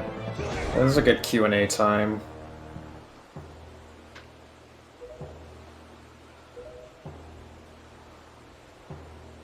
Yeah, the Ganondorf fight itself is really technical, and will probably be impossible to explain what happens, but there's no point of trying to explain it beforehand. There's no way your brains can retain that much information. Wow, what are you saying? What are you saying about chat? I'm saying they are brilliant people. Brilliant people.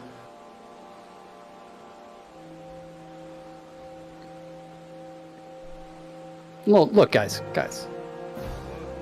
You're all great people. Just don't think you guys could handle it. That's all I'm saying.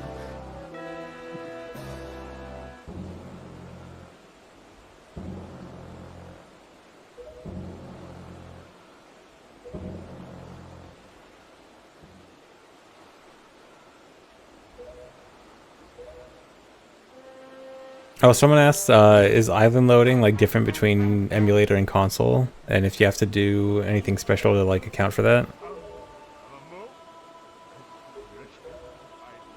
Manny, you want to go through that? I feel like you would know better. Sure, yeah. Yes. Depends on the Dolphin version you're using. This particular version doesn't have perfectly accurate loading times. We use it because it's just... And unfortunately, we have to use this version just because of certain syncing regions. It's just a better tasking version for this game. But yes, you do have to do certain things to affect loading times, especially when you're doing super swim clipping. You have to go through certain quadrants while you're super swimming to cause additional loading lag to give yourself enough time. Because loading, in a way, we are being nerfed by using this version just because loading times are faster. and we have to do special pathings when we want to do super swim clips.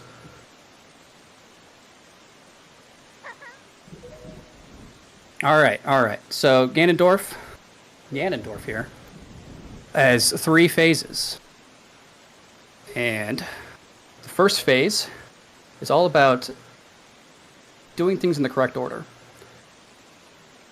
So Zelda will be shooting light arrows at him, and we need to end the phase. We have to deal at least 25 damage and have that last damage be a light arrow. Now, Zelda likes to take her sweet time shooting light arrows, so we can force her to shoot them faster by aggressively persuading her to do so, let's just say. So we can get her to start shooting by talking to her. And we're going to use Iron Boots here, actually. This is actually going to be a little bit of a time saver. And by hitting Zelda, politely, we can convince her to shoot it faster. Now, using Iron Boots, we get much faster parries, which lets us speed up this particular phase. This phase is on an auto... It's basically an auto-scroller. It ends the... It's the moment the parry occurs. And another instance of persuading Zelda to shoot his light arrow faster. And here's the end. Boom. Nice. And Well done. I like the Iron Boots at the end, reference to TP. Thank you. yes. Glad you caught on to that. Unfortunately, it doesn't stay throughout the whole cutscene, but we had to give Yeah, a little rip. homage to them. No Barry skip and 2 pauses. We've been working on this for over a year. Hope you guys enjoyed it. Yeah, that was great. I'm honestly surprised that it only took a year. That looked like a lot of stuff was very difficult in this. Yeah, Trog did a lot of the heavy lifting with Godin and Jalhalla and all the scripting, pretty much. It was a cool project. You guys were starting this without me, and then I was, you guys brought me Yeah, along. 'cause I I'm think- glad you did. And originally it was me, Azer, and EJ, and you were like not really active in the community Yeah.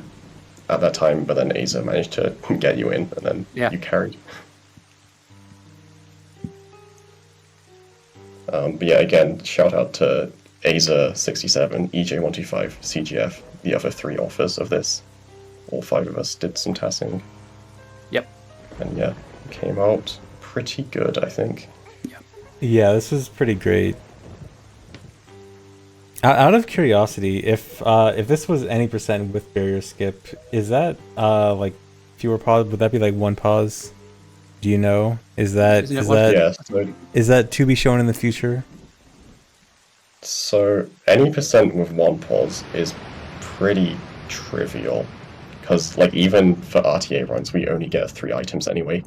Okay, So it's pretty easy to do any percent in 1 pause. so it wouldn't be too interestingly- crazy. Yeah, however, any percent, if you allow actor loading, any percent in 0 pause is like, it's not possible, but it's not unimaginable. It's like a few tricks away from being possible, Oh wow. which would be crazy, but actor loading would be awful because the run would just be unload every single obstacle in your way. That sounds amazing. What do you mean?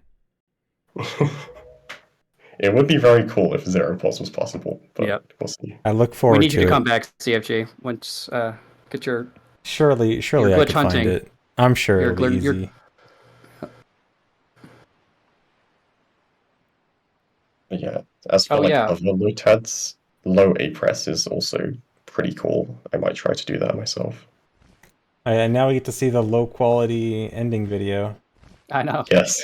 This is a pre-rendered cutscene. I think that's why it just ends up being...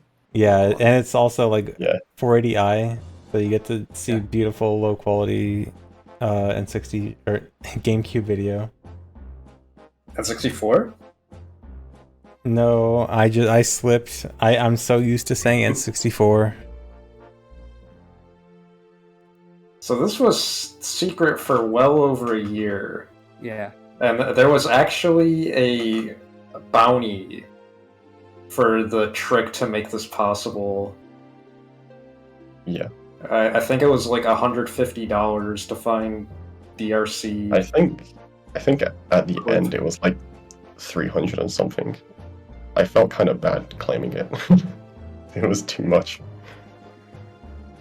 But yeah, we set up a bounty like 2 years ago, and then I found the trick, the push clip to start the zombie hover into Dragon Roost. That was the last thing we needed to make this possible.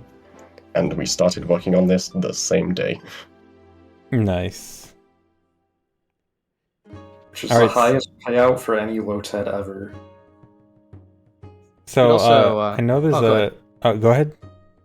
I was just going to talk real quick about briefly re-record count here, which is pretty interesting stat. This is not your average Lotad. We got the re-record count to hold on, I can read the number here. 1,051,663 re-records. So Over a million, nice.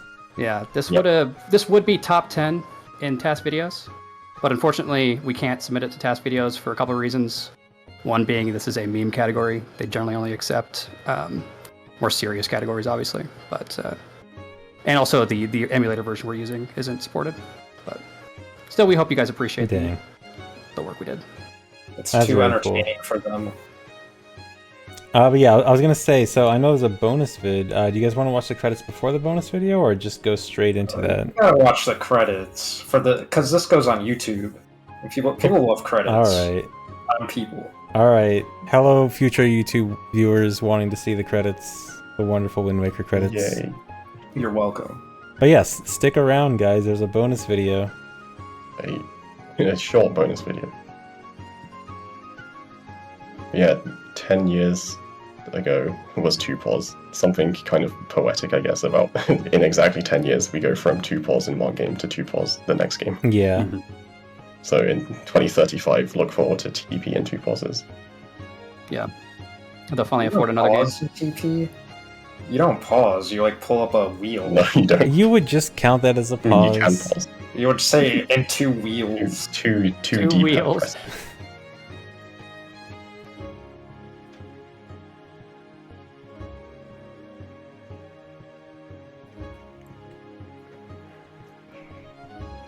Also, a kind of fun stat is, in this entire Lotad, we had a total of 3 desyncs, which is a pretty small number, I feel like. For Only such a 3, long project, nice. across 5 different authors. EJ was wondering if you could, I don't know, just check the chat. Oh, what was that for me? For you. Wait, what chat? My chat? Oh no, sorry. We were gonna see if we could bring in EJ, one of the authors. He's in. Oh. he's in the, He So, just said, yeah, asking if you can join. Oh yeah. Okay. Here we go. Hey, What up? Hey, man. hold on. Let me turn you up a bit. All right, try talking. Testing, 1, 2, 3. Hey. Hello, everyone. Right. Now, EJ is the unsung hero of this task, and I'll explain it to you why. He will not show up as the primary author for a lot of segments, but that's because he was the guinea pig for a lot of them. He would do a segment, and then we would go back and have something to reference. So if you go back, when we're going to upload or going to reveal the overlay version that includes author activity, and you're going to see his name on a lot of stuff. But he was just always there to give us a reference, so awesome job, EJ. thank you, EJ. I think watching it back, I imagine for you guys too, but I haven't seen a lot of the start of this and since we did it. So it was really cool to watch it back, just from the start. I haven't seen a lot of that stuff since we did it, like I said, and I think it was very enjoyable. And I saw a lot of good reactions, and I hope you guys enjoyed it too. Yeah, this was Yeah. super fun. Loved it. Thank you.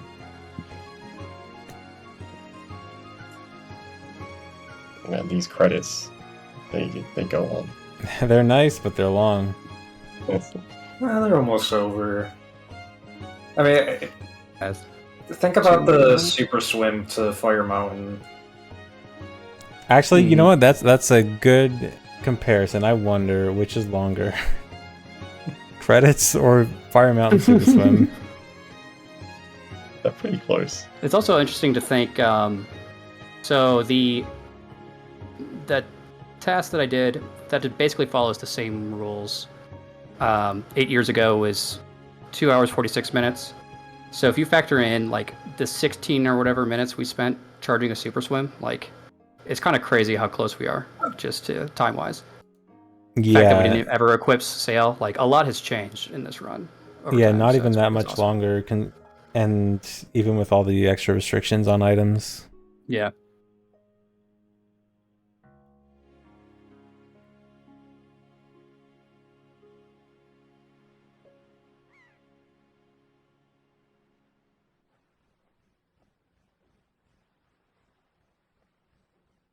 But yeah, we got 3 of us on here. We are missing out on Azer 67 and CGF. They are definitely heroes in this as well. Very much an important part of it. This was huge shout outs to them as well.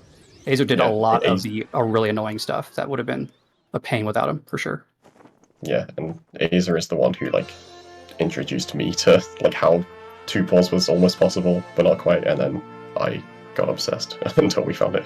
Mm-hmm. It works. The rock falling in the DRC pond that day was miserable. Me and EJ spent so many hours in VC just messing around in that Drag Race The Cavern whole area. original idea was like making a rock fall on Link's head, and we finally did get it to work after like days, only to find out it doesn't damage Link. And it was just like, that's cool. Yep.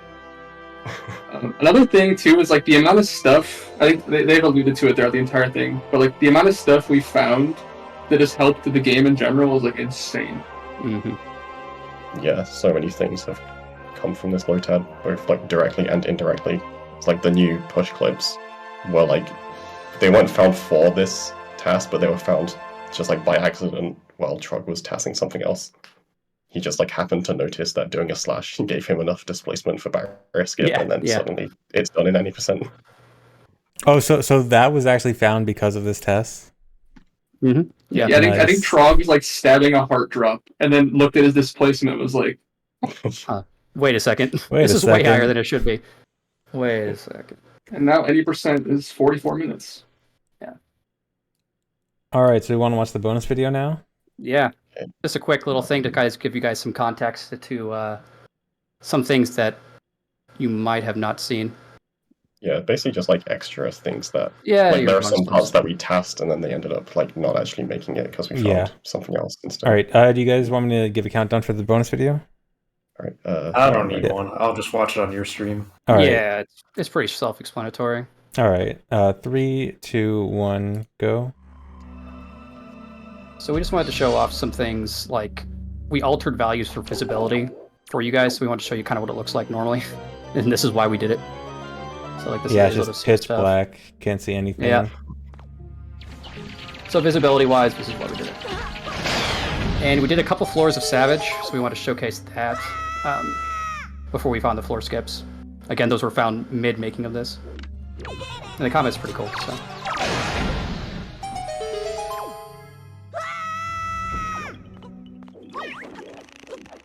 And we did one more floor after this, but it wasn't particularly optimized yet, so I just... Also, here's the Wind Temple room. Can you see Link in there? He's in there somewhere. But, yeah, so the visibility from Fake Death was horrendous in this room, so we tweaked that for you guys, so you can see actually what was happening. But this is an alternate route that we did before we found the really precise, like, seam clip kind of thing. And this is kind of cool. You'll see coming up. So the problem is that we need to get into the basement of Wind Temple. And getting into the basement without voiding out and not having Leaf is really, really difficult. And the only way we knew how to do it was what you're about to see here. So this was, again, an entire, we probably spent a week optimizing this to get this to work, and then eventually we found something different to redo it. But for your viewing experience here, just take another zombie up. And the only reason we're hovering up here is just so we can have access to a treasure chest for storage. So yeah, a lot of RNG manipulation happening here. And you can just do a very precise corner clip there, and that's how you get out of bounds and get to the basement. Nice. And is that it? Yeah. That's it. Just a quick little That is it. All right, demo for you cool. guys. All right, that was great. Thank you guys so much for making this and wanting to show it off. Super cool. I think everyone loved it. Chat,